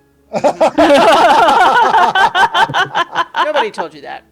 All right, so That's true. This is D&D. It's all math, yes. and in this case, it's aftermath. Mm-hmm. Yep. So where's you said there was one Yeah. more. So if you go further north, on the map here, there's 2 more cave entrances that were both 30 feet up, but with a similar climb. That takes movement speed essentially to go up, but not a check. So, Well, again, try to be stealthy. can I ask that this time you allow me to go first with the stealth, because last time it didn't work so well. You can come along. All right, I'll go with you. Just Are give you us up time there when with you're them, Marcher? You left Oh your yeah, token sorry. down I by the was wolf. That's right. I was getting my inventory of heads straightened out. Mm-hmm. Your head sorted out, as it were. Yes. Yeah. All right. So, if you are proceeding stealthily, then 19. roll me a stealth check, and then proceed. Yeah, I rolled a 19. All right. I 19's pretty good. rolled a 17. Okay. Those are both reasonably good. So sneaking in. So you find pretty early on here that the tunnel seems to split in two directions. One that goes vaguely to the north, the other to the east. I'm gonna move around here. I think you can just see probably Doc's Rider that you can, just around a couple of curves that the eastern path is the one that's going to lead to the bridge that you had seen previously. And I'll gesture that that's what's off that way. All right, I'm gonna move up to the left to make sure there's nothing in here before we proceed towards that bridge.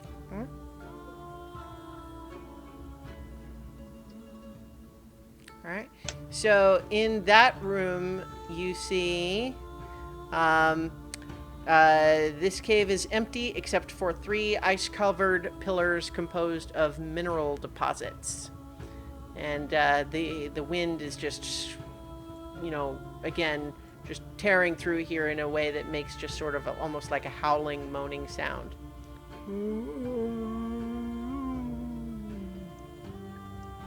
Doc's Rider kind of motions his head back towards the group to reconvene and consider where they're going next. Yeah, and you see that there is more tunnel that continues to the north past this particular space. All right, so the bridge is over there, and we got a room with some pillars, some pillars of mineral material over there. Let's try the bridge first, I think. Yeah, I'd like to check the bridge. Perhaps there'll be a troll on it. At least we know there's not a troll under it. True. All right, so as you make your way through that tunnel, you do, of course, see that it emerges onto this icy bridge that is 20 feet above the frozen river below. You can see that the top of the bridge is covered with a slippery, icy glaze, and it requires an acrobatics check, not just from the ice, because so your crampons don't cancel out you needing to make this check, but because it's sort of just narrow and uneven as well. So I need an acrobatics check to cross the bridge. I got a 14. Success.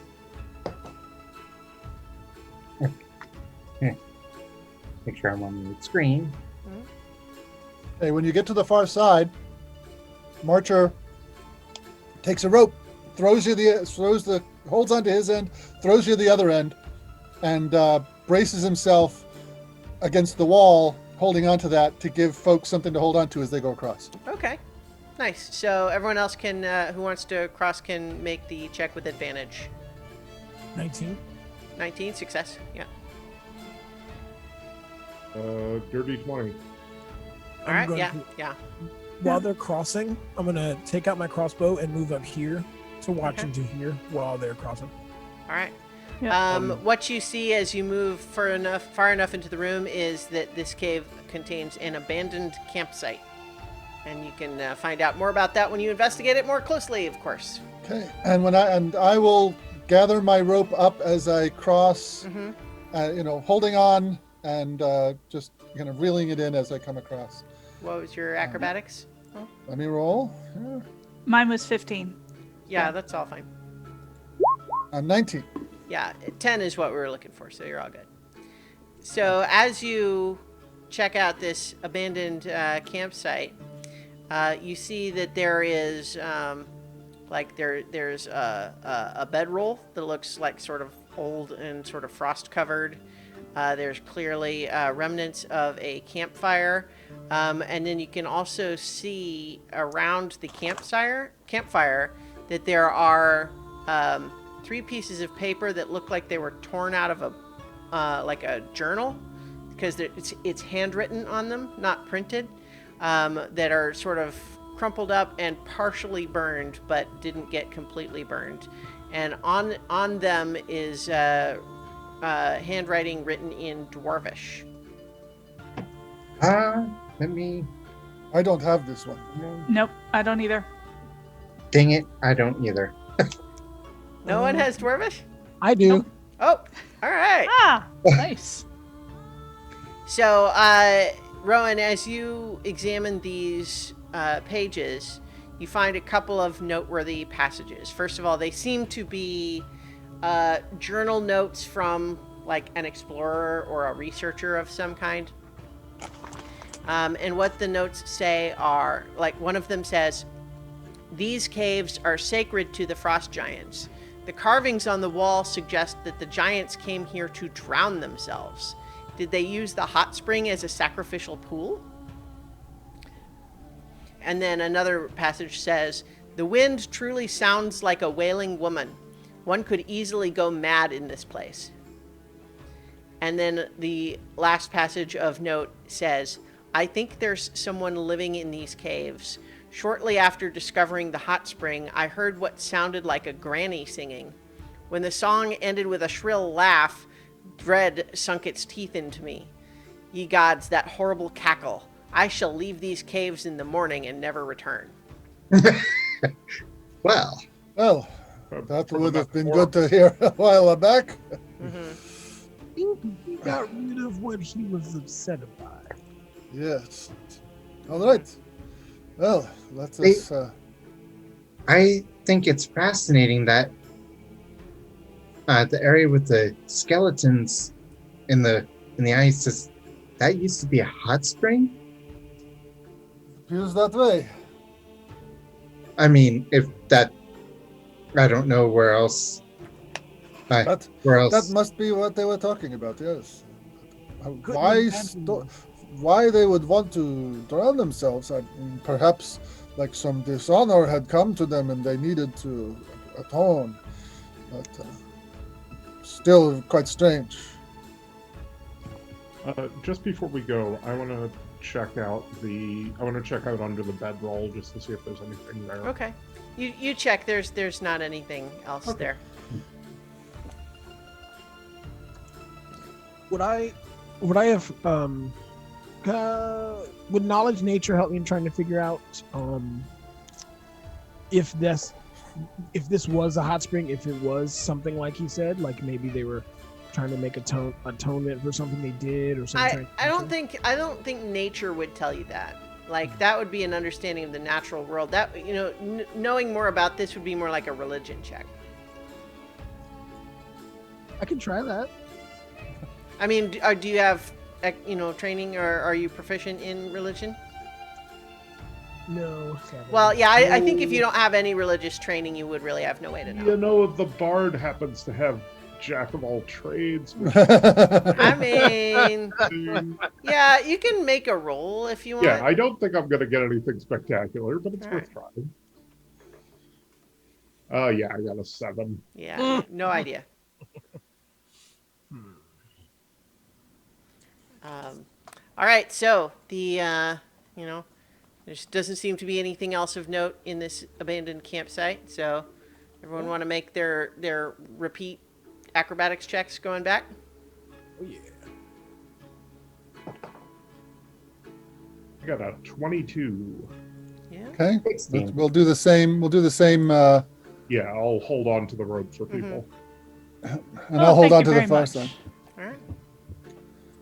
Thank you very much. That raised me from an 8 to a 20.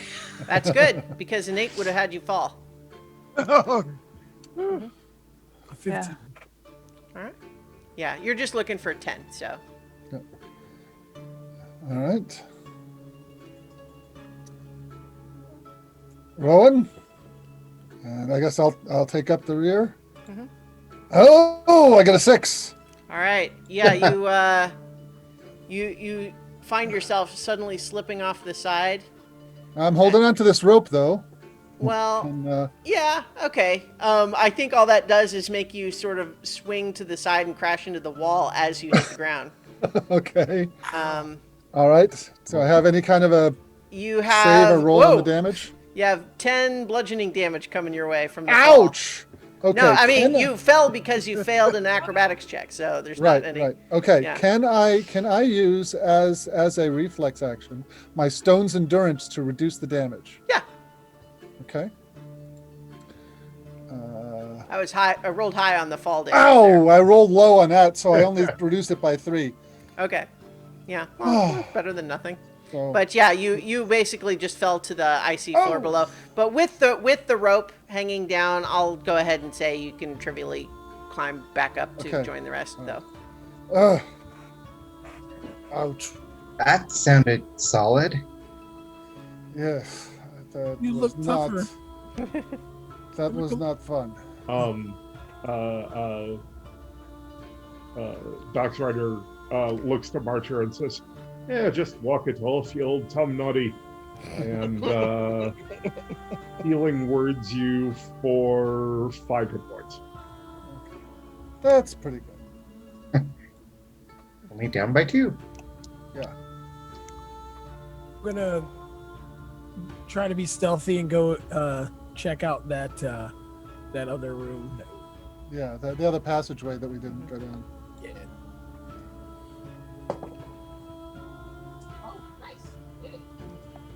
That would be a 20, dirty 20.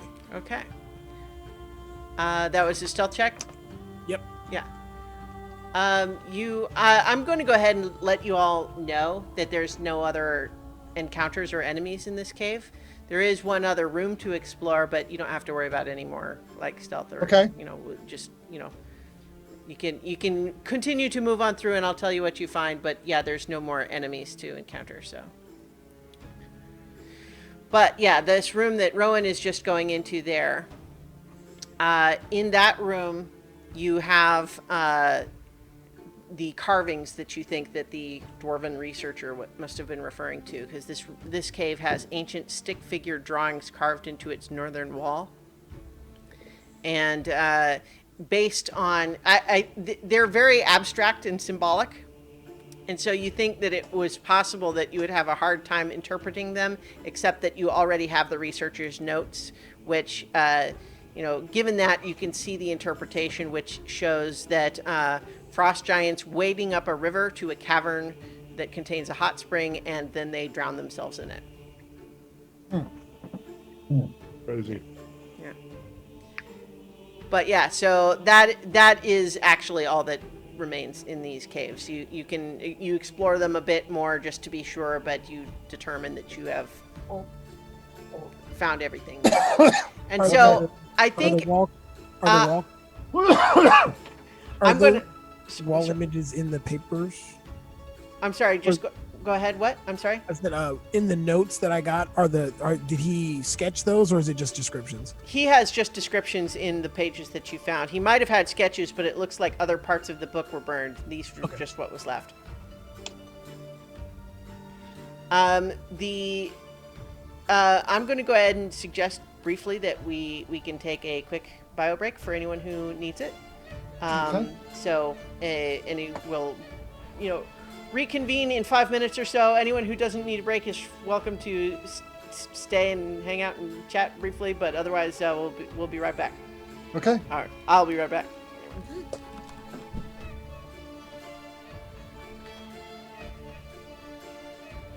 So, Jason, what's on the wall behind you there? Say again. What's on the wall behind you? There's a shelf full of something or other on the wall behind you. So that is my filing cabinet, and on top of that are plushies and stuffed animals that I've relocated, but I don't have shelves to put on the wall yet. And the shelves to the left of that? Those are all my anime figures right now. I've got a few Dragon Ball Z, some Gintama one, some My Hero Academia, and then I got like an Oscar Langley from Evangelion, and I've got a little Sailor Jupiter that sits down right there. Cool. Oh yeah, I forgot. And then underneath, you probably can't see it because I think they're surrounded by my makeshift bar, but there's also there's a Kratos from God of War.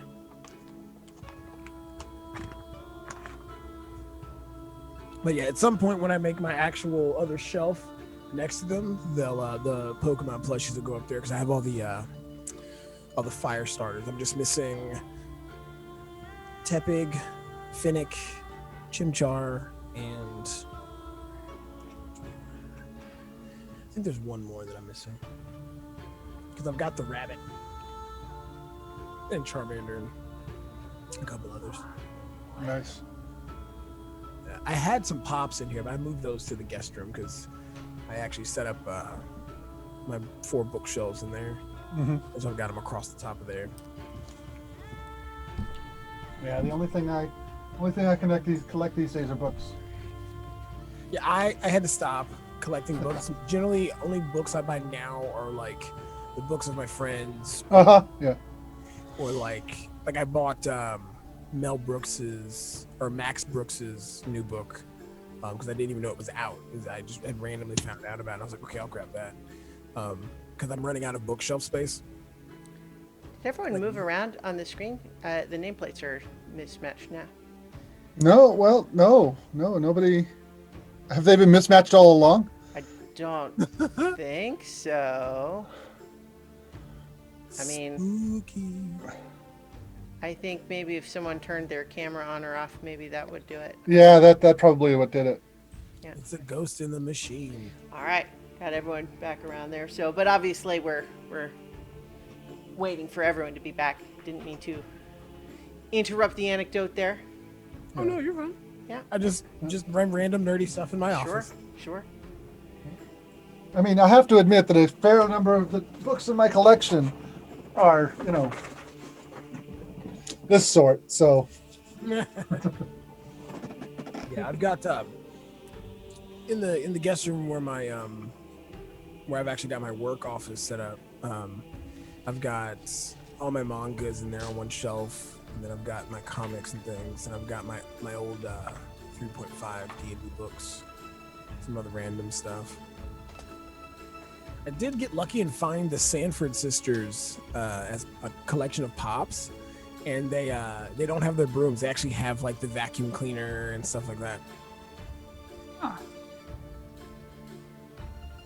So I don't know how I feel about them making a sequel to that movie though.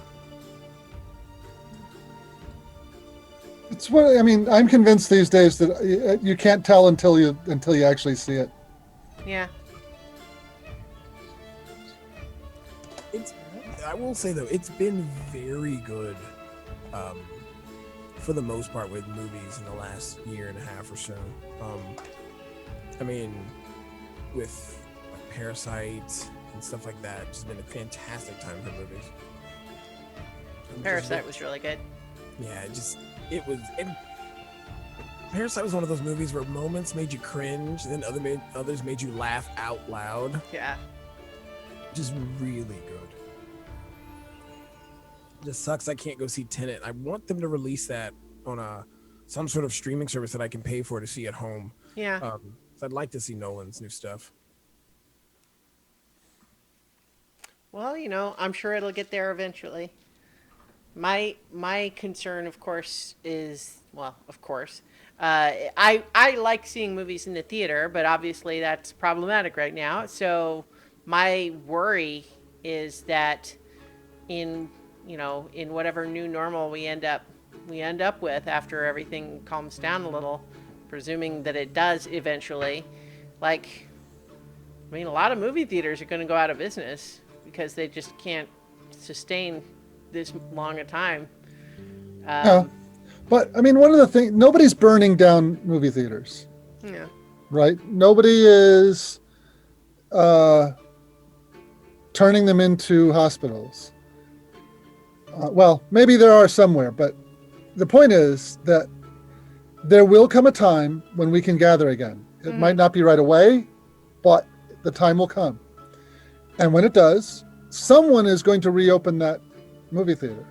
Maybe not all of them, maybe not all of them all at once. But I think to worry about whether the entire experience of going to see a movie is gone, I think it's a little overstating it. Okay, hang on. I didn't say that. Yeah. You kind of jumped ahead of me there. I was just mostly talking about we don't know what the new normal will be when it comes to that. A lot of them will go out of business, and then what happens once it's safe again? I don't know. I was just concerned that it could be different in ways that are bad, as opposed to the idea that no one will ever be able to see a movie again. I think one of the things that may come out of this though is something that is actually quite would be quite cool. It was niche before, but that's drive-in movies. I think. Oh yeah. I Oh think yeah. the idea of those would actually come back far better. They're already coming back. Yeah. The place I used to live actually used to have one, Mhm. and they would do like double features and like special things for kids. It was really cool, and it was already kind of socially distanced because the way they do it now, it's like a little box. You kind of just sit on your window. Well, so speaking of coming back, I think we have everyone. So Yes. not that that's not an interesting subject, but we're here to play you do. some Dungeons. and Yes. Let's play So- some D&D. Yeah. So I will go ahead and say that you guys presumably are heading back to your boats. You're Yes. intending to return to East Haven. Yep. What I'm going to say is that while you're on your way, and I'll put you back on the Icewind Dale map here, there is a point at which you are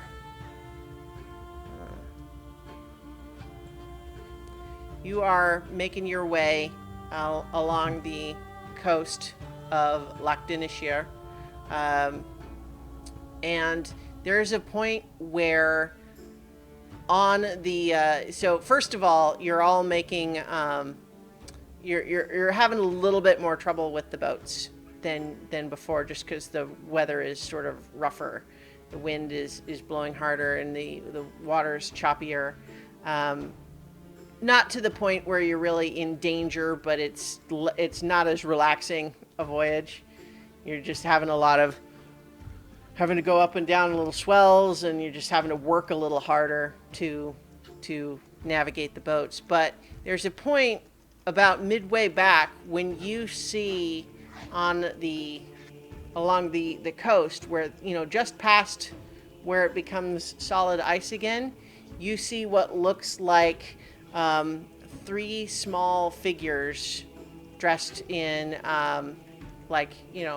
furs, right? Kind of ratty furs that are sort of huddling against the winds, but kind of making their way vaguely in the direction of East Haven, meaning they're traveling west along the ice, and so you just sort of see that in the distance. Can we tell what they are? I mean, they're small, like halfling sized, or around there, but they're all bundled up in furs, Okay. and they're too far away to really yell at them. You just see them kind of in the distance. You would probably have to stop the boat to go over and talk to them if you wanted to investigate further. Do they seem to be in any kind of distress at all? I mean, they don't look especially well suited for what they're doing. They're moving kind of slow, but otherwise they're not, they are moving. They're not waving their hands around or anything. Do you think we need to stop and see whether those people need any help?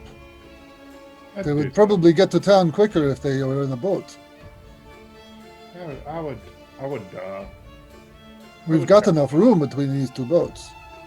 Yeah, did we bring the Knuckleheads boats? We brought that back earlier, but we took 2 boats for us because there's not enough room in one boat for 5.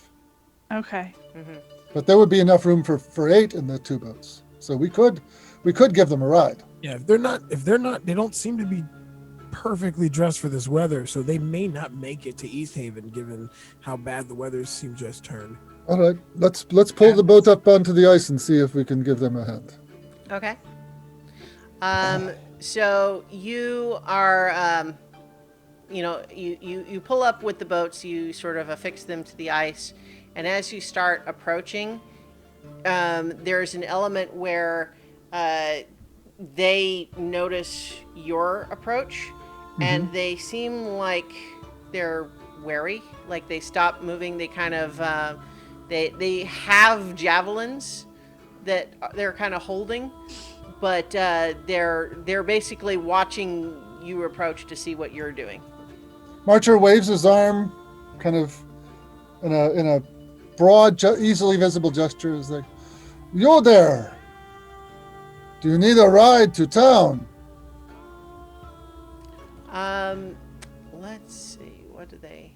Do they look human or humanoid? Well, so like I said, they're small, like halfway 2 arms, size. 2 legs ahead. Yeah, That's the best we can and tell. they're all wrapped up. Now that you're a little closer, they're wearing what look like stitched together like weasel hides, like ice weasel hides. So it's sort of white fur, but they look kind of dirty. So they kind of still stand out. But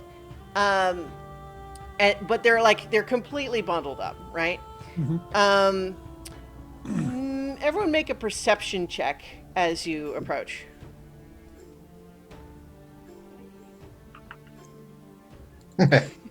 11. 18. 9. So just as they are starting to wave back, what was it that you said? You asked it, do you need help or Do you need a ride? do you need a ride?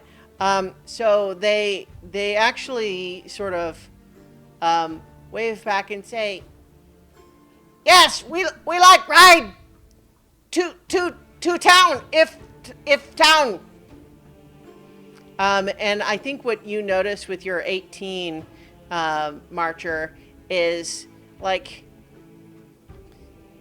their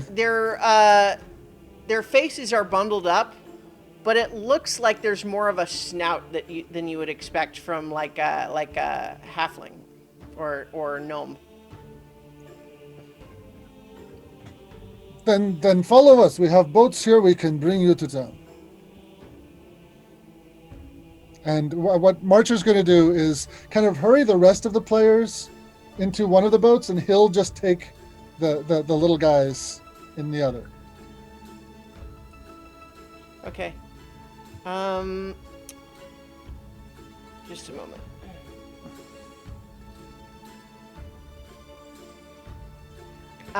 So as you are all closer up and you're sort of like assuming everybody is being like welcoming and saying, so they're still approaching they're a little skittish, but you seem to be welcoming and actually offering help and acting very friendly. So they're coming along. And I'm actually gonna pull back my hood for a bit and show them the spikes on the top of my head, and that sends them into very excited whispers amongst themselves, and they actually stop moving for a second, and they're clearly having like a whispered conversation amongst themselves in a language that is not common, but might in fact be Draconic. I speak Draconic. So what you hear them saying then is, that one bears the marks of a white dragon. Do you think he might know where we could find one? Perhaps he's the sign we've been looking for after all. What should we say anything about it? What if that just makes them mad? And he says, "Do not worry." In Draconic, he says, "Don't worry. We can talk about these things. If you do not attack us, we will not attack you."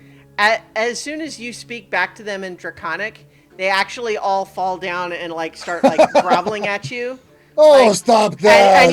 And you see now that they're sort of like being a little bit less cagey with their body language. They clearly have tails, and you, I think those of you familiar with the species can recognize. Yes, these are kobolds, specifically Icewind kobolds, which are not like really fundamentally different from regular kobolds, other than they live in Icewind Dale. Would Wilfred hear at least what Marcher is saying? Well, do you speak Draconic? Yes. Well, then yes. He does too. Okay.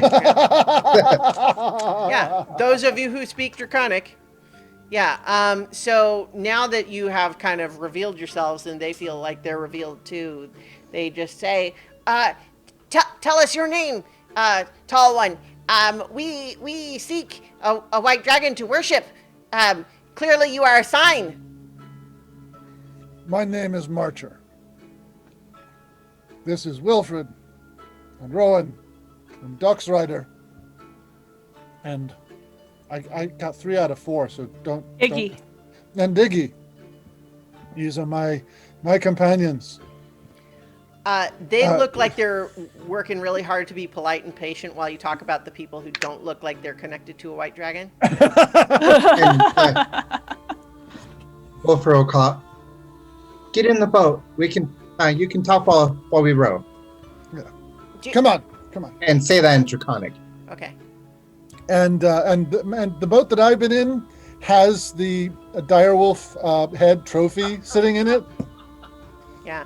So they see that, and then they just immediately kind of start just like, wow, clearly mighty warriors. This is clearly the right path. We have found our journey's next marker. And so they're really kind of excited and whispering to themselves. They're climbing into the boat much more sort of freely now and less like cagey. Now, I do not know where there is a living white dragon. That is. They look really disappointed. But I know where there is bones of one. They look. Really? Where? It is a long way from here, in the mountains. And it is a sacred place to some of my people. They might not like you poking around there. But there's the bones of the white dragon there, though. That is my understanding, yes. I have been told about it. I have not seen them myself. And they start whispering amongst themselves again in Draconic. Like, they can speak Common, but when they're talking to each other, they're speaking Draconic. And they're talking to each other about just like back in the mountains. Oh, we just came from there. It's so cold up in the mountains. But if there's a white dragon there, is that the sign we should be following? What should we be doing here? We're already so close to the towns. Maybe we could get some warm food. But I don't know. Should we be following the sign instead? If the omen is telling us to go back to the mountains, maybe we should do that. And that's kind of what they're chattering about. The town is not far. Come and warm up and see what happens. Yes. Okay. We will. So once I think I have. He kind of leans back and I wonder if anybody in the party speaks this, but he says in Giantish, "I think I might have minions." So once you have gotten a little closer and you're getting to the point where you're dragging the boats along the ice, they start whispering amongst themselves that it's time for them to don their disguise. And you see that they pull out of a pack, they unfurl what is clearly like a human-sized fur coat, and then they hop up on top of each other and wrap themselves in the big fur coat.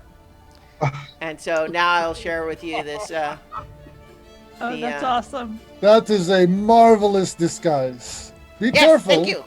We are geniuses. Yes, you Clearly are. worthy servants for a white dragon. Yes. I can't wait for them to meet Aule. I'll say that. I'll say that in Abyssal.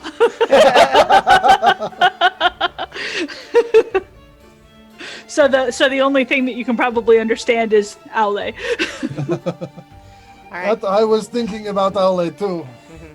So they are better than you would think at, walking in this little stack. So all wrapped up in the coat, like they would not stand up to close examination, but at a distance, if someone's not paying too much attention, you think that they could be fooled into thinking this was like a human in a coat all bundled up. Okay. Do kobolds have... Okay. What do my people think of kobolds? If they're in the area, I mean, are they like thieving little bastards who will knife you in the back, or are they a nuisance that we don't have a lot to do with and we don't think about them much? Or I think you probably don't have strong feelings about them one way or the other. Like, you think there would be a nuisance if there were more of them in closer territory, but you really just don't encounter them very often. Okay. So like you would probably not like it if a whole bunch of them came to settle nearby. Right. but you just there's not enough of them in close proximity for them to really be any kind of a problem. Okay. So, But you also suspect, I think, and several of you might draw this conclusion just based on some of the chattering they did with each other and the discussion in the boat, is that the climate getting colder is harder on them too. Like they're better suited for the cold than maybe their southern cousins, but this is still really cold, and so they're probably looking for somewhere that's more suitable for, not freezing to death. Mm-hmm. I'm going to kind of aside to the rest of the party as we kind of pull the boats up onto the ice. It's like, will they be able to go into a tavern, or are they going to be seen badly?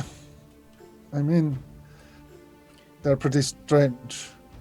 Yeah, you think that, like, if it were to be obvious that there are kobolds, that they would, it would take some convincing for almost anybody to say that they don't get chased out immediately.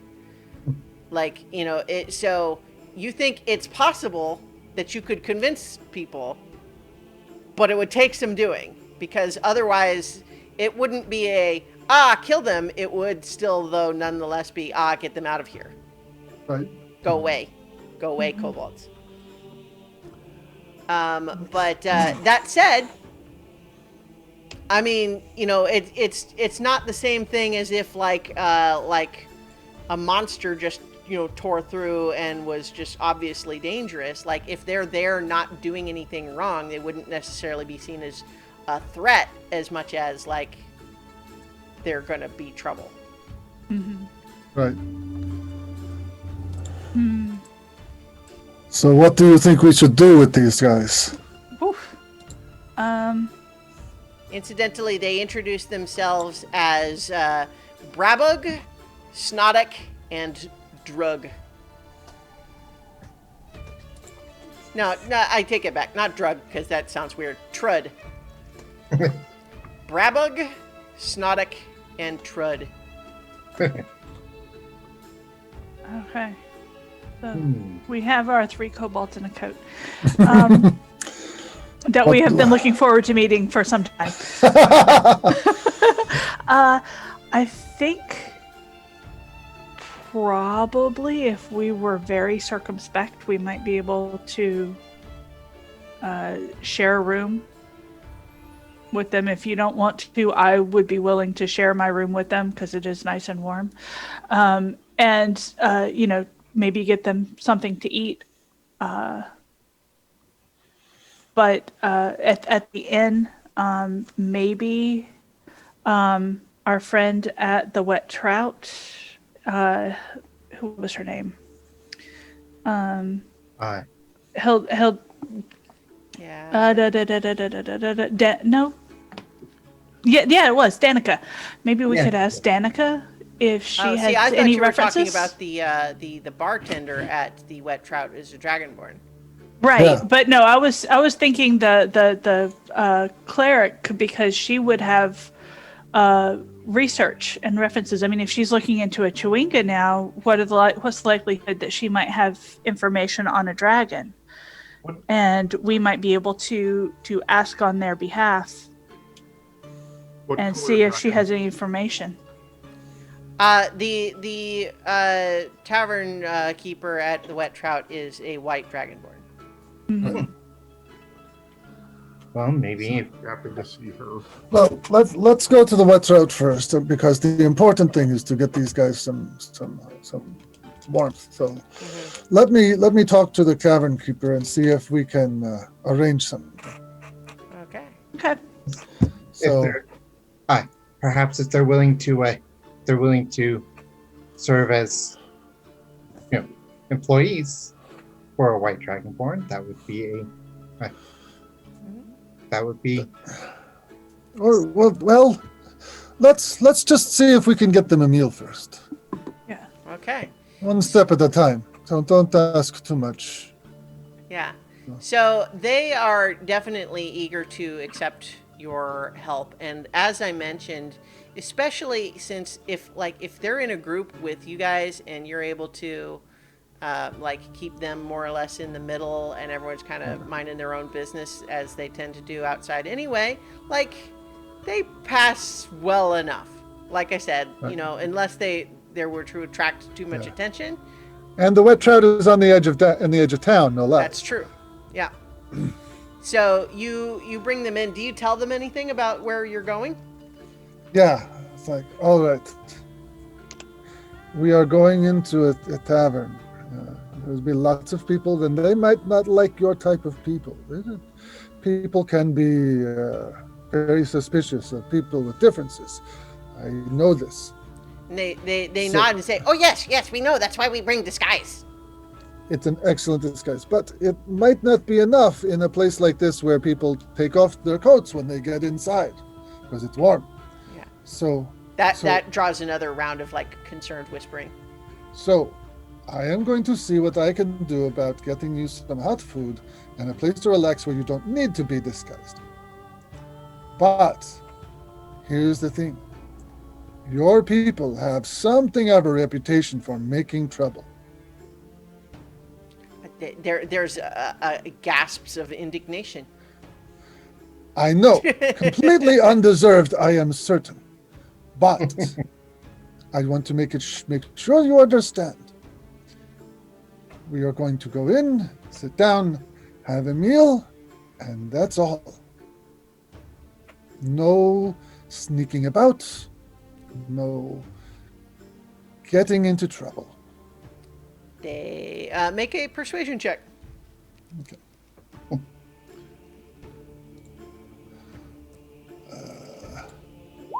14. Okay. They look like skeptical, like, this is starting to seem like a lot of rules, but okay. All right. Let me go and talk to the people inside. All You right. wait here. Oh, So- okay. So there is anyone waiting outside with them? Is it just Marcher going in? What's the plan? I think Ig will wait outside with them. Okay. Yeah. So I'm going to go in. I go up to the bartender. While we were out getting rid of some more dangerous things, and I pull up the direwolf head and just kind of plunk it down.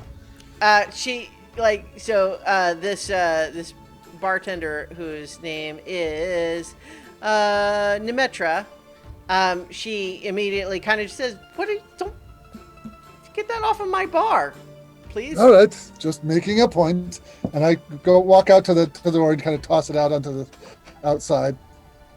Well, Wilfred will take it. Thank you. While we were out clearing out some predators from the area, we came across some wanderers who are in need of some sustenance. Pull out some coin to say, I would like to get them fed, and not to have too much worry about exactly what kind of people they are. She's got the like scaly, brow ridges, right? And there's a little bit of a raised eyebrow, and just kind of say, I feel like you wouldn't say that unless you thought that it would be a problem. Well, it's 3 kobolds in a trench coat. And she's so definitely eyebrows raised there. Really? Just 3. They were on a quest, and I am thinking that kindness is a good thing to spread around. So I wanted to help them on their way. I have talked to them. Yeah.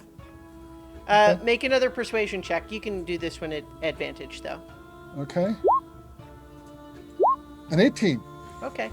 Yeah, she kind of, folds her arm, thinks about it a little bit, and then just says,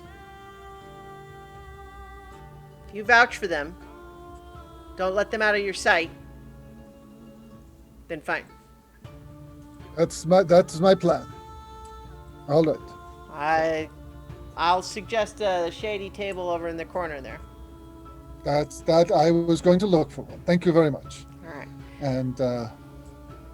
And we'll have some bowls of your finest fish stew over in the corner over there.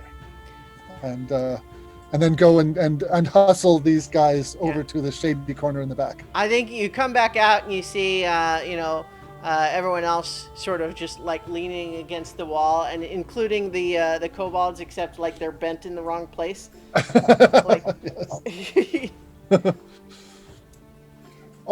It's all set. Follow me. And go into that. They're whispering to each other in Draconic again. It's like, clearly he is the one. He's showing us the way. I love these guys. They are so cute. All right, so you take them in and usher them over. They're like, they're maintaining their disguise for the moment. Yes, but get them a chair. Yeah. Nemetra over at the bar gives you the yeah. But then yes, I got they she's got her eyes on me. I got yeah. it. Yeah. But as you're kind of ushering them over there, though, there's a point where they get a glimpse of her and start whispering amongst themselves again. It's like, wait, but she looks even more like a white dragon. Is she the one? Maybe he was just the partial one, like to get us here. Like, and then now we should follow her. Is she enough? Is white dragon born the same as a white dragon? I don't know. It's close enough. It's better. It's a step up.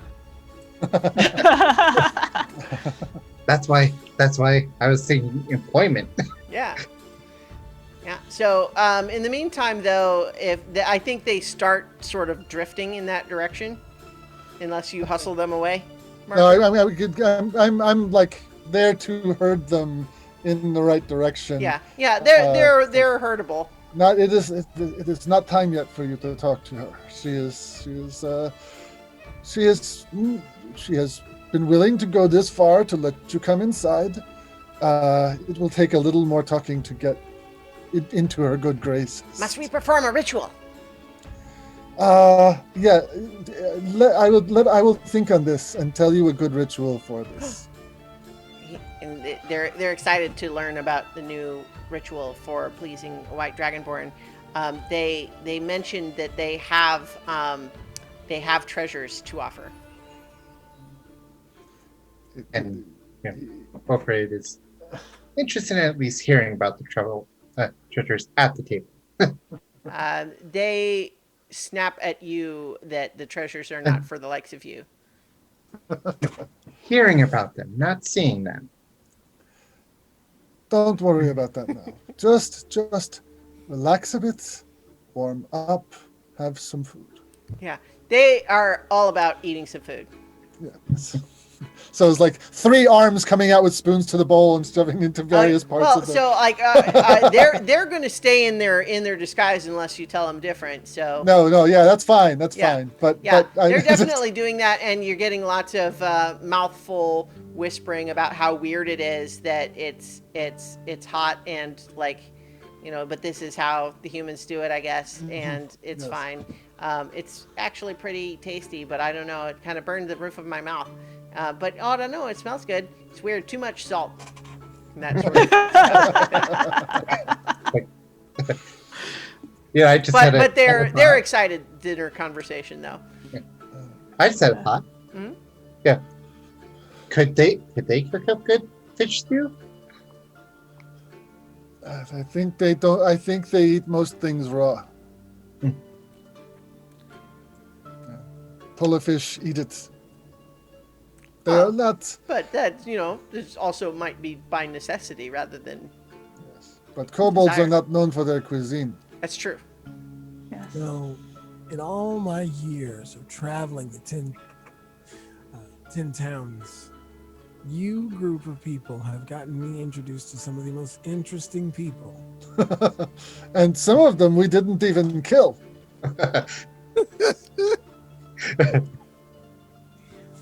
So, why are they traveling? They're looking for a white dragon to become devotees of. They wish to worship one. Is that why they bowed to you? That's why they like me, yes. Because of this. And he rubs the horns on top of his head. Are you... Do they think you're like a god? They think I'm kind of like a prophet. A messenger, Oh. you might say. Messenger, an omen, something like that. So what's gonna happen when they find out you're not a prophet? Who says I'm not? Have you prophesied? No. I told them I would see about what we can do to help them on their way. Kindness is rarely a bad choice. Yeah. And prophets don't make themselves. We should probably take, share notes on what languages we all know, because, that might be helpful someday. I think we should find out where they're trying to go first and what sent them this way. Because I don't think the people of East Haven would be too kindly if more kobolds just showed up out of the cold. So I turned to them. So how did you come to go on this amazing quest? Well, it just so happens that where we live, it's really cold, and I know. Fancy that. Yes. Well, it's been colder ever since the magic started happening every night, and the sun stopped coming up, and so Yes. that made everything even colder, and it's been harder to find food. So we knew we couldn't stay where we were, but then one of our shamans had a vision. And it was a vision that said that a white dragon would lead us to a new place where we could thrive. And so we set out to find the white dragon, and we were searching. But then we got caught in a blizzard, and so we got separated from the rest, and we don't know where they are. But we're looking for the white dragon. All I heard was a bunch of hisses and clicks. Yeah. Yeah. I mean, they speak common. Like, when you say, like, if you say that, they just say, we do speak common, but we are speaking of the great dragon. Yeah. How many of your people, and in Draconic, I'll ask, how many of your people were traveling with you? There were 15 of us that set out. Do you want to be returned to those people? Well, I mean, we don't know where they are, so, I mean, what we want is to find the white dragon, and then if we found the white dragon, then I'm sure he would know where the rest of the kobolds are. Of course. Well, If we will be were- traveling around Icewind Dale on a number of missions. If you wish to come with us, if we see information that might be useful to you, that will happen. And it is always better to travel in a group. So, here's where I'm going to take a brief step outside the narrative. Right. And like many video games, there is going to be this moment of, like, you recognize that it's being prepared to give you a choice of, like, do you want to have this, these NPCs join your party? Yes. I haven't seen any evidence from the rest of the party that this would be a terrible thing. Most of you guys have said you like these little guys. To be fair, you've been speaking mainly in Draconic. Yeah. So Yeah. what I'm basically saying is that No, I'm yeah, just talking about the. I haven't actually proposed it to the rest Sure. of the group. Yeah. That's true, but don't get the feeling that anybody else in the party has a real strong. Well, perhaps you should have that conversation. Because as they look like they are considering, like they're listening to you. You clearly brought them here, and they got some hot food. They got to look at a white dragonborn, but what if she knows more? I don't know. And they're looking back and forth.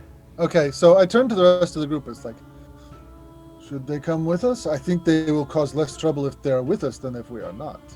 I think they'll cause more trouble to us if they're with us. Uh, No, I'm serious. what could go wrong? You have Oh, a well, bunch of see, now you toddlers. said it. That might be best. You have a bunch Right. of toddlers following you around. That's what could go wrong. They are full grown. Well, they also thought a very smart idea of going into a human settlement would be to just put on a coat. Yes. And they probably could have walked the streets quite a ways without being noticed. They're not that stupid. I mean, They could have gotten in Fair. here without being noticed. No, not in here probably, but So we then have to watch out for any place we go into because we're keeping company with them. I Right. think we should maybe set up for them to find ask around and see if anybody has heard of a white dragon, or if we know someone who has magic to locate their group, because that would be helpful. Mhm. They're I mean, they seem adorable, but I think everyone who is from the area would know that there are frequently rumors, at least, that there is a large, at least, and I don't mean large in the mechanical D&D sense. I mean like a big white dragon that is sometimes spotted in the area, but generally does not harass 10 towns. Okay. Like Okay. nobody really knows anything about it. It's just like you might sometimes see it like flying over or something. Okay. I'm going to go talk to Danica and see if she has any more information, because she has all of those books. She's looking for the Chewinga. She appears to be like a natural historian of some sort. She just seems to be she would be a good first step in getting more information. Whether or not they decide to come with us or not, I mean, personally, I don't have a problem with it. It may make some things more difficult, but what you gonna do? Let me go see what Danica knows about if there's a white dragon in the area, and location-wise, and see what we can find out just here. Okay. And then they can make their decision based on factors. Sure. either way, they're going to need a better disguise than just an overcoat. At least something to mask their face, and maybe a pair of boots. Because if anyone looks down, I don't think they're going to think that those looks at their feet are normal. I mean, I think the idea that they could walk around the town without being noticed, the disguise they have is pretty silly when you get right down to it. But I think there's not a way to make it any less silly. Well, we could work at least to, maybe provide something to be arms to at least make it look somewhat a little more natural. Yeah, I mean, Maybe. I think, with some coaching, you could improve it, but, it's up to you guys. Well, Yeah. Yeah, I'm gonna go talk to Danica. All right. So, let's go ahead and follow that for a moment. Danica sees you approach and just says, "Oh, hello. Have you had any luck with the lantern?" Not the direction that we've been going, so no luck so far, but we are still looking. We're planning on heading out towards Brinchander and Targos tomorrow. So we will keep an eye out for the Chewinga. So we are working on that. Just that's great. No results so far. Did I see your Goliath friend bring in a direwolf head? I mean, yes. Wow. In the caves to East. the south, to the east of East Haven. We ran into a sea hag that we killed. There was a direwolf that we killed, and there was a frost giant skeleton that we likewise destroyed. wow, So- you are expertly proving my hypothesis that going out into the wilderness is not something that I should do. I know that feeling. I myself am extremely squishy. But what I was wondering is if you could tell me, are there any reports of an ice dragon in the area? Has anyone been seen in recent history? I mean, I know with the... I mean, with there's the Arve blizzards Archers. Who? Arve Archerus. But I mean, like, you meant other than that? No, tell me about Arve Archerus. Oh, well, I mean, he's been around a while. People know that he lives in, he lives in Icewind Dale somewhere. I mean, he's not spotted very regularly. He used to be much more of a danger to civilization a long time ago. It was not clear why he stopped.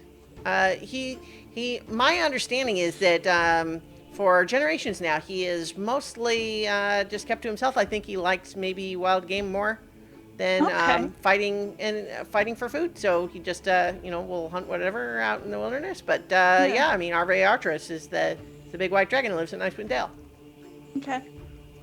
Do we know general directions? I mean, is he closer to north, south, east, west? I mean, where do reports show him showing up the most? I mean, especially because I'm squishy, I want to be able to avoid him.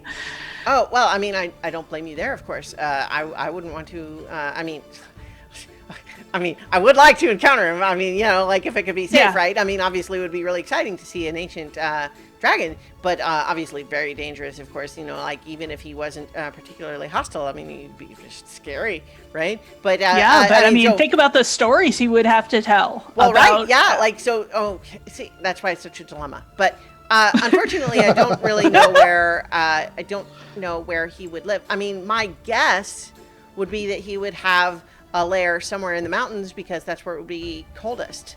But I Right. don't know that for sure because, of course, he's a dragon. He can fly all over the place, so he's spotted in all different places. Okay.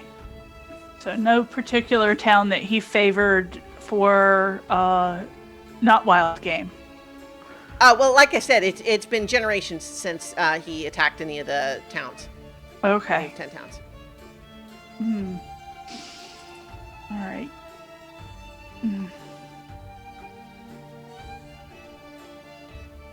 I mean, most reports of him more recently are just people see him at a distance. Yeah. Where were those reports from? I mean, I know all over, but just generally the last time he was seen. There's just no answer to that. It's all over the place. Okay. Icewind Dale. How about that? Okay. Okay. Last seen in Icewind Dale. Okay. All right. Thank you so much. Sure. I appreciate it. All right. Thank you. I mean, I'm glad that I was able to help. If that is helpful, because I Yeah. feel like everyone knows that, but I mean, I guess you didn't, so it's fine. It's good. Yeah. Thanks. Well, I'm new. I'm new to Icewind Dale. So too. learning about all of the wonderful things that are in this area and that are thriving even in such harsh conditions. I mean, It's fun to learn new things, isn't it? is absolutely wonderful. well, happy I could help. Excellent. Hopefully next time we speak, I'll have an update on the Chewinga project. That would be great. Okay. All right. So Make my way back to the table. has there been any other progress made on the discussion during that time? I like to think that that Wilfred has gotten a paper out and it's like drawing like an idea for false arms to put out, like, so it's like in their own cuffs. So it, and maybe a couple of gloves, some sticks. Yeah, Get some some gloves. fake feet for them to use. So at least they leave tracks that look like people. We could just get them some gloves and some boots. Since I'm from Tin Towns or in this area, would I have heard of this white dragon? Yeah, I think I think it would have been approximately the same as everyone else. Like in your lifetime, there have been no dragon attacks or anything of the kind. But people sometimes they see a giant white dragon flying up in the clouds, and from that distance, it's hard to know how big, but it seems pretty big. But yeah, you wouldn't know much more than that without like getting into like the lore of it, which would be like 100 years old or more. Okay.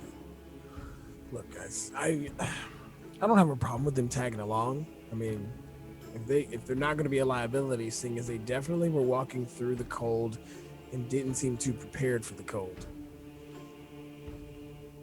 Well, they have furs in addition to their coat. But I mean, they were surviving. They were clearly crossing the the landscape, but they're not especially well kitted. Okay. I think I've already made my point. I think that they're more trouble than they're worth hanging around with us. But Yeah. all right. Well, I will go along if you decide you don't want to have them with us. But I mean, if they can behave, if they can behave, I don't see the problem. And they seem to be reverent of you, so if you lay down the law, I wouldn't be surprised if they'd follow. Iggy, what do you think? Okay. I think that Danica told me a little bit about Arviarturus. Did I pronounce that name right? Arviarturus. Arviarturus. Arviarturus. Sometimes I didn't say this before, but she would have also said that sometimes known here as the white worm.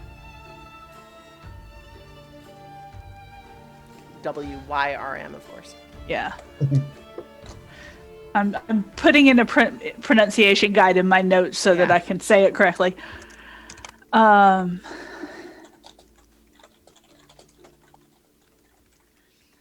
Danica told me that the most likely place, the place that makes sense, is that Arviarturus is living in the mountains to the east. Rowan, make a history check. Or a nature check, I guess, would be okay too. Can you switch us to the big map? Sure. To the Dale map. Yeah.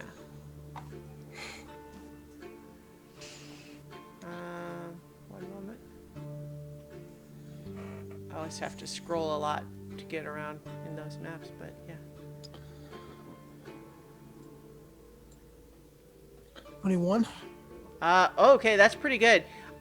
What you would know then is that what you had heard was that the white worm has a lair in the Ragged Glacier, which is this thing way over here to the east.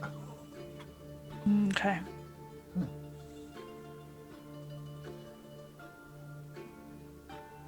That is a long way Yeah. through wilderness lists. From what I know of this area and from what people have said and talked about, it's off in the Ragged Glacier, and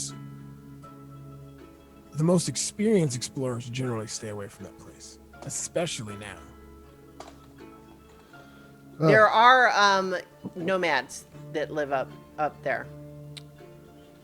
There's like tribes of nomads known as the ragged nomads. But so there are people who live up there, but again, it's like they're not generally super friendly to outsiders. Mm-hmm.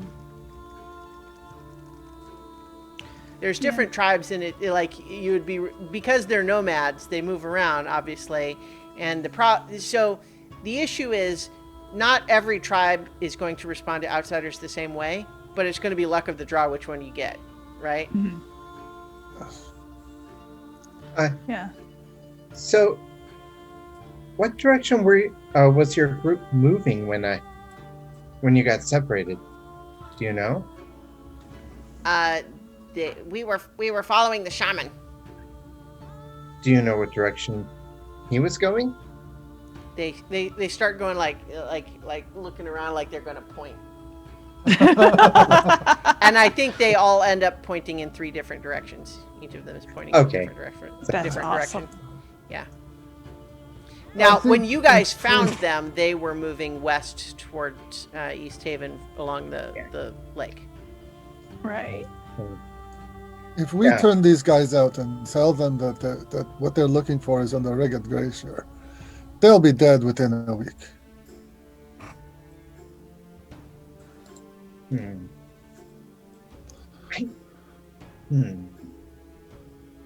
But shouldn't we give them the choice?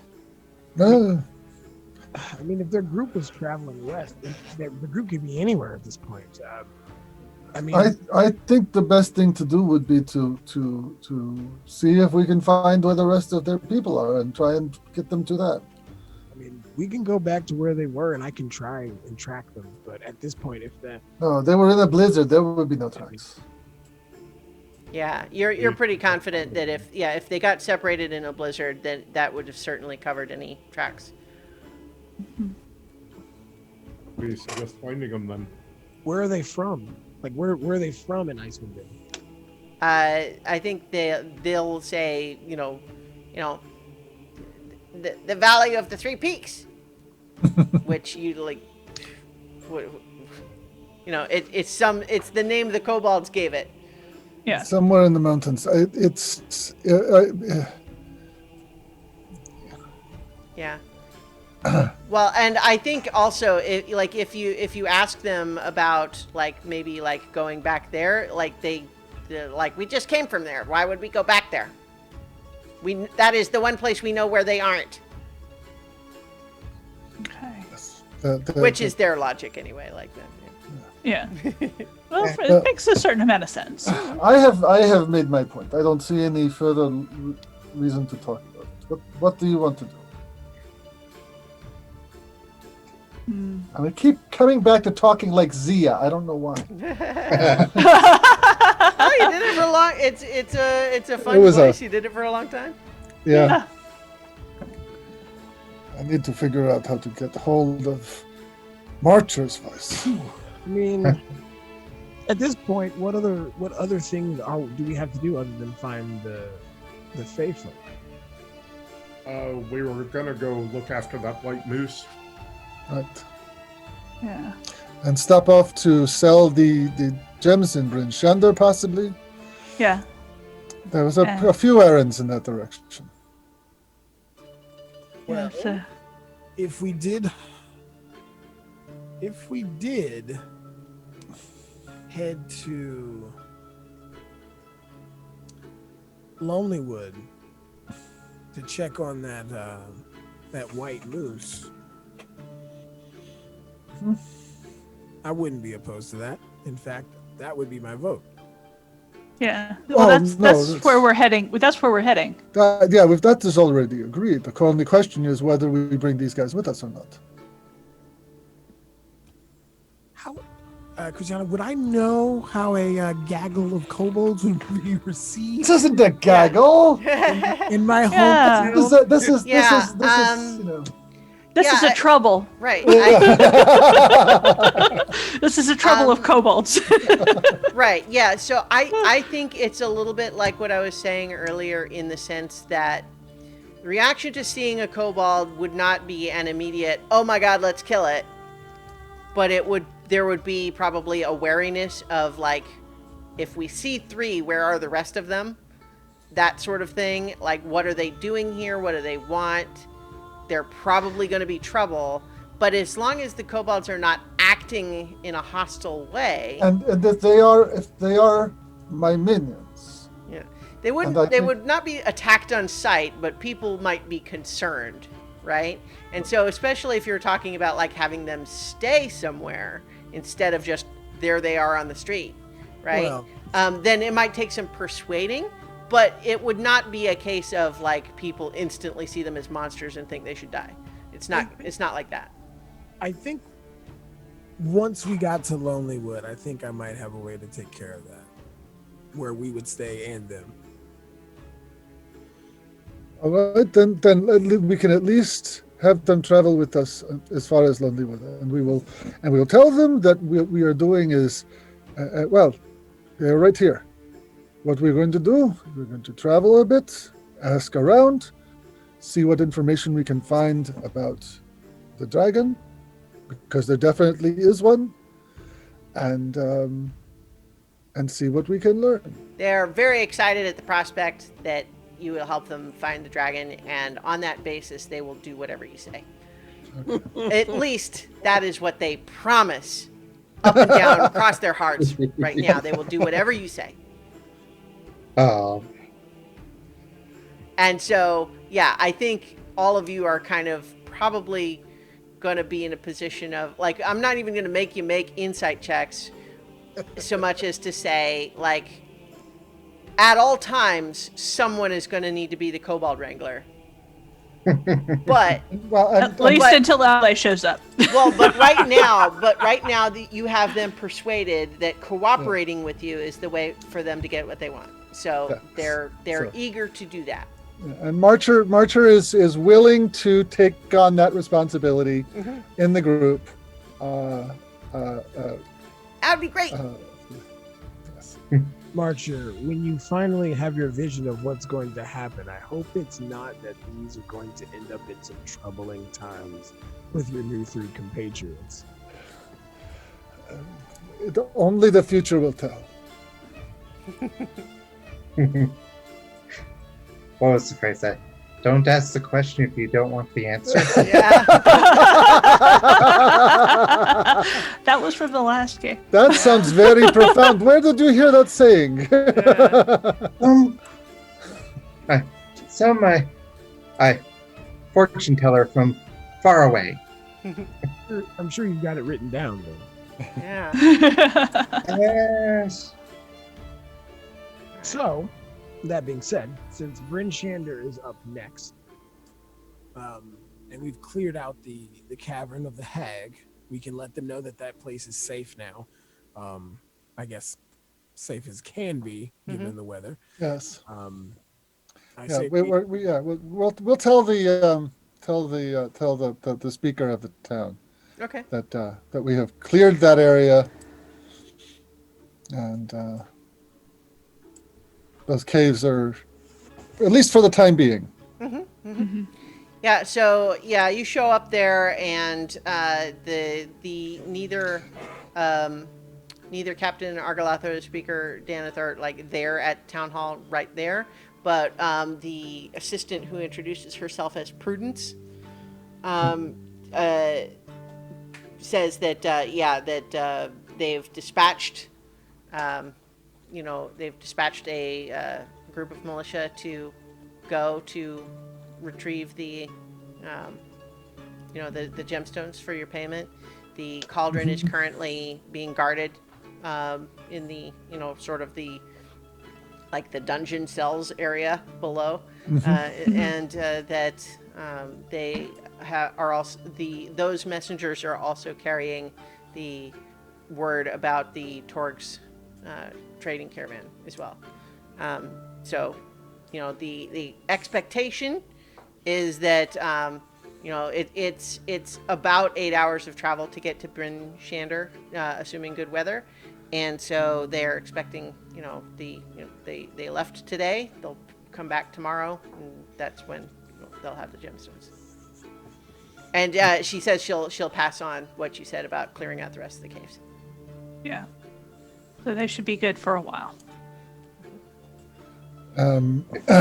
If we're going Any- around, Any enterprising person wanted to, wanted a place of isolation but relative closeness, they could use that. And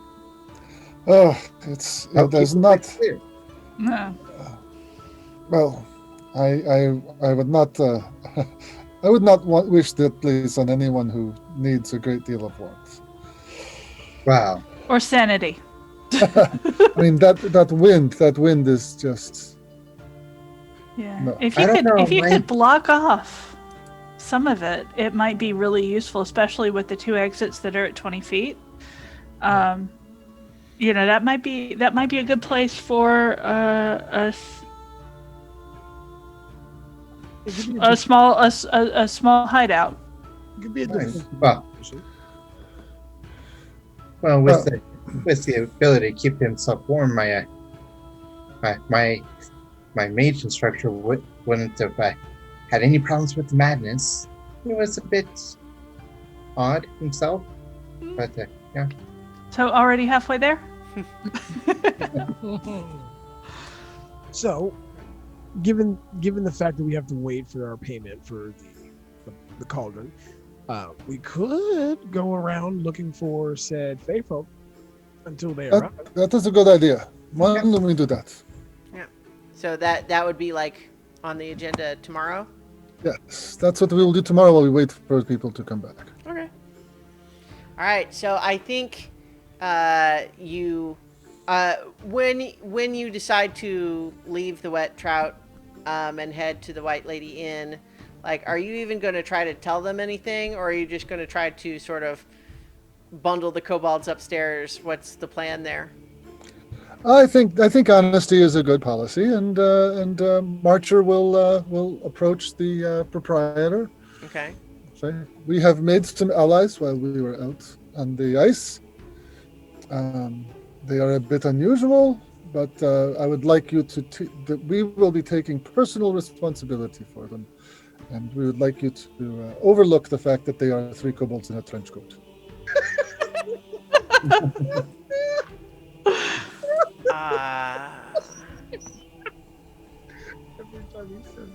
Yeah, he's yeah. So this is as you recall, this is the sort of, he's a sullen elderly human named Bardaban is the innkeep here, and he kind of hums to himself and thinks it over. Make a persuasion check. Okay. Can I make a comment to maybe help? Sure. They see him as an omen or a prophet of good things to come, so they're apt to behave for him. Okay. You can roll with advantage. 16. 16. He says, are they staying in one of the rooms that you've already got? Yes, they will be staying in my room. All right. You pay for any damage they do. Absolutely. I wouldn't think of having it any other way. You're a pretty nice All guy, right. Monk. Make sure they don't bother any of the other people staying. We will try to keep it quiet. All right, then. So Yeah. we hustle them up to my room. And, I think you do see Ronaldo over in the corner that, like, as you are hustling them through the lobby, he's over there with, like, Pikachu face, like...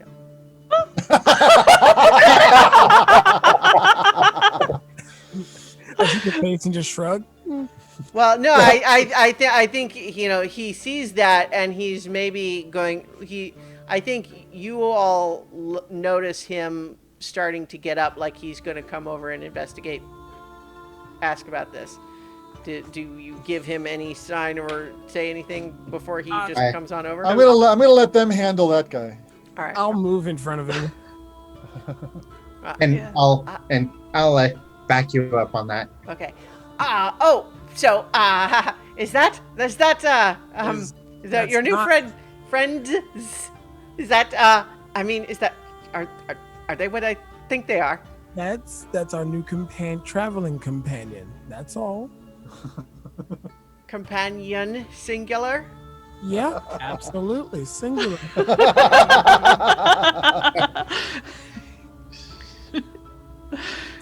Well, okay. I'd like to meet your traveling companion. Wink, wink. If you're a mind to introduce them around, but I suppose if they aren't in the mood for conversation, I'll let you go. Maybe later. We've got some rest to get, preparations for tomorrow, and then we've got a trip ahead. So maybe on our next time through. All right, but I think you owe me a story. Oh, I'm sure you'll love this story. Profit and all. Can't wait.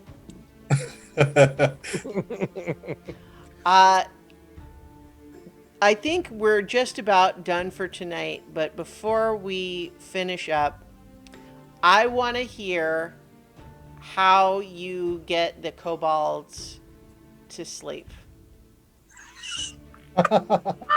Oh my god. I just had a vision of Marcher having to rock them.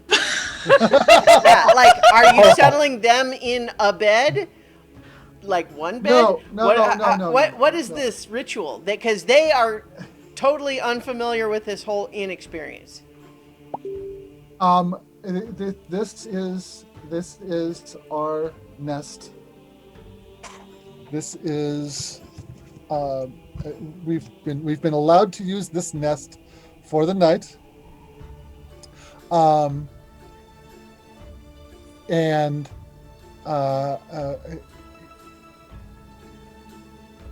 Okay.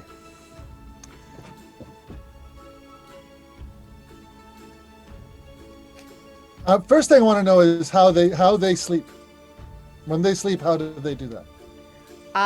What they're used to is that they have kind of like a nest sort of area that's got lots of sort of insulated, softer material, but that they're frankly when they were in their own lair, they would all kind of sleep on a pile like puppies. Right. That's what I expected. So what Marcher is going now, and the thing is that also that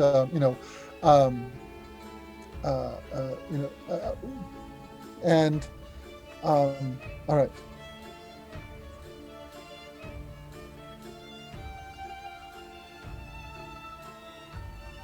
He's going to. Well, Marcher doesn't actually need like blankets and stuff, right? He's resistant to cold, so he doesn't have to worry about it. So he's going to take his bedding, except maybe for a sheet to throw over him so that people don't think it's too weird. But make a nest on the floor out of the blankets and bedding and their furs and all the other stuff that we've got. And their jacket and all that, and a place for them to make their own little puppy pile there on the floor. And if it makes them feel better, he will like curl up around them, like that he'll participate in this on the edge of it at least. But yeah, I mean it's not that much different than what his people do sometimes.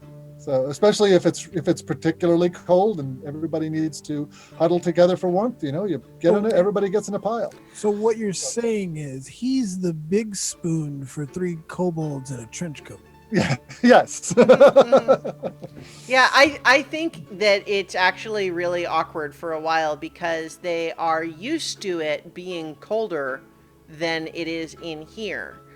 So the way they're used to being all huddled up together is too warm in here. Okay. So Well, we can. So I'm just letting you know that I think throughout the sleeping experience is this kind of constant shuffle of they're too hot, so they're moving around, but now they want to be close again, so they move closer, but now it's too warm. Oh, yeah. And so I think it's not as restful as normal. I was thinking actually of opening the window, Oh, okay.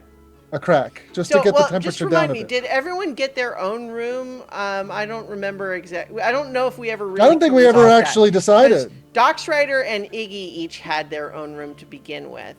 And then I don't think we ever really established. I mean, you could each have your own room if you know, I don't think that we would be. I think we would be economizing a little more than that. Yeah. But I think that at this point, Marcher, whoever was rooming with Marcher might want to move out. Well, remember that the mayor is covering our charges at the White Lady Inn as part of the deal for the cauldron. Yeah. Okay. All right. So yeah. I mean, right now the only thing that we're really worried about is what Marcher's thing is. So we may need to rearrange a little bit, but. Yeah. So I'm not saying that you're gonna not be able to get a long rest or anything like that, but I think it's just fun to imagine like the mental image of this giant, Goliath with these dragon spikes on his head, trying to sleep with these three kobolds, just like unruly, like restless toddlers, trying to all sleep in a pile on the floor of this inn. I think that's great. Yeah. All right. And if you think that's great, maybe next time go ahead and try to do the puppy pile on the mat. I bet that'll be an experience. And honestly, I do think we should have a little note taken on what languages people speak.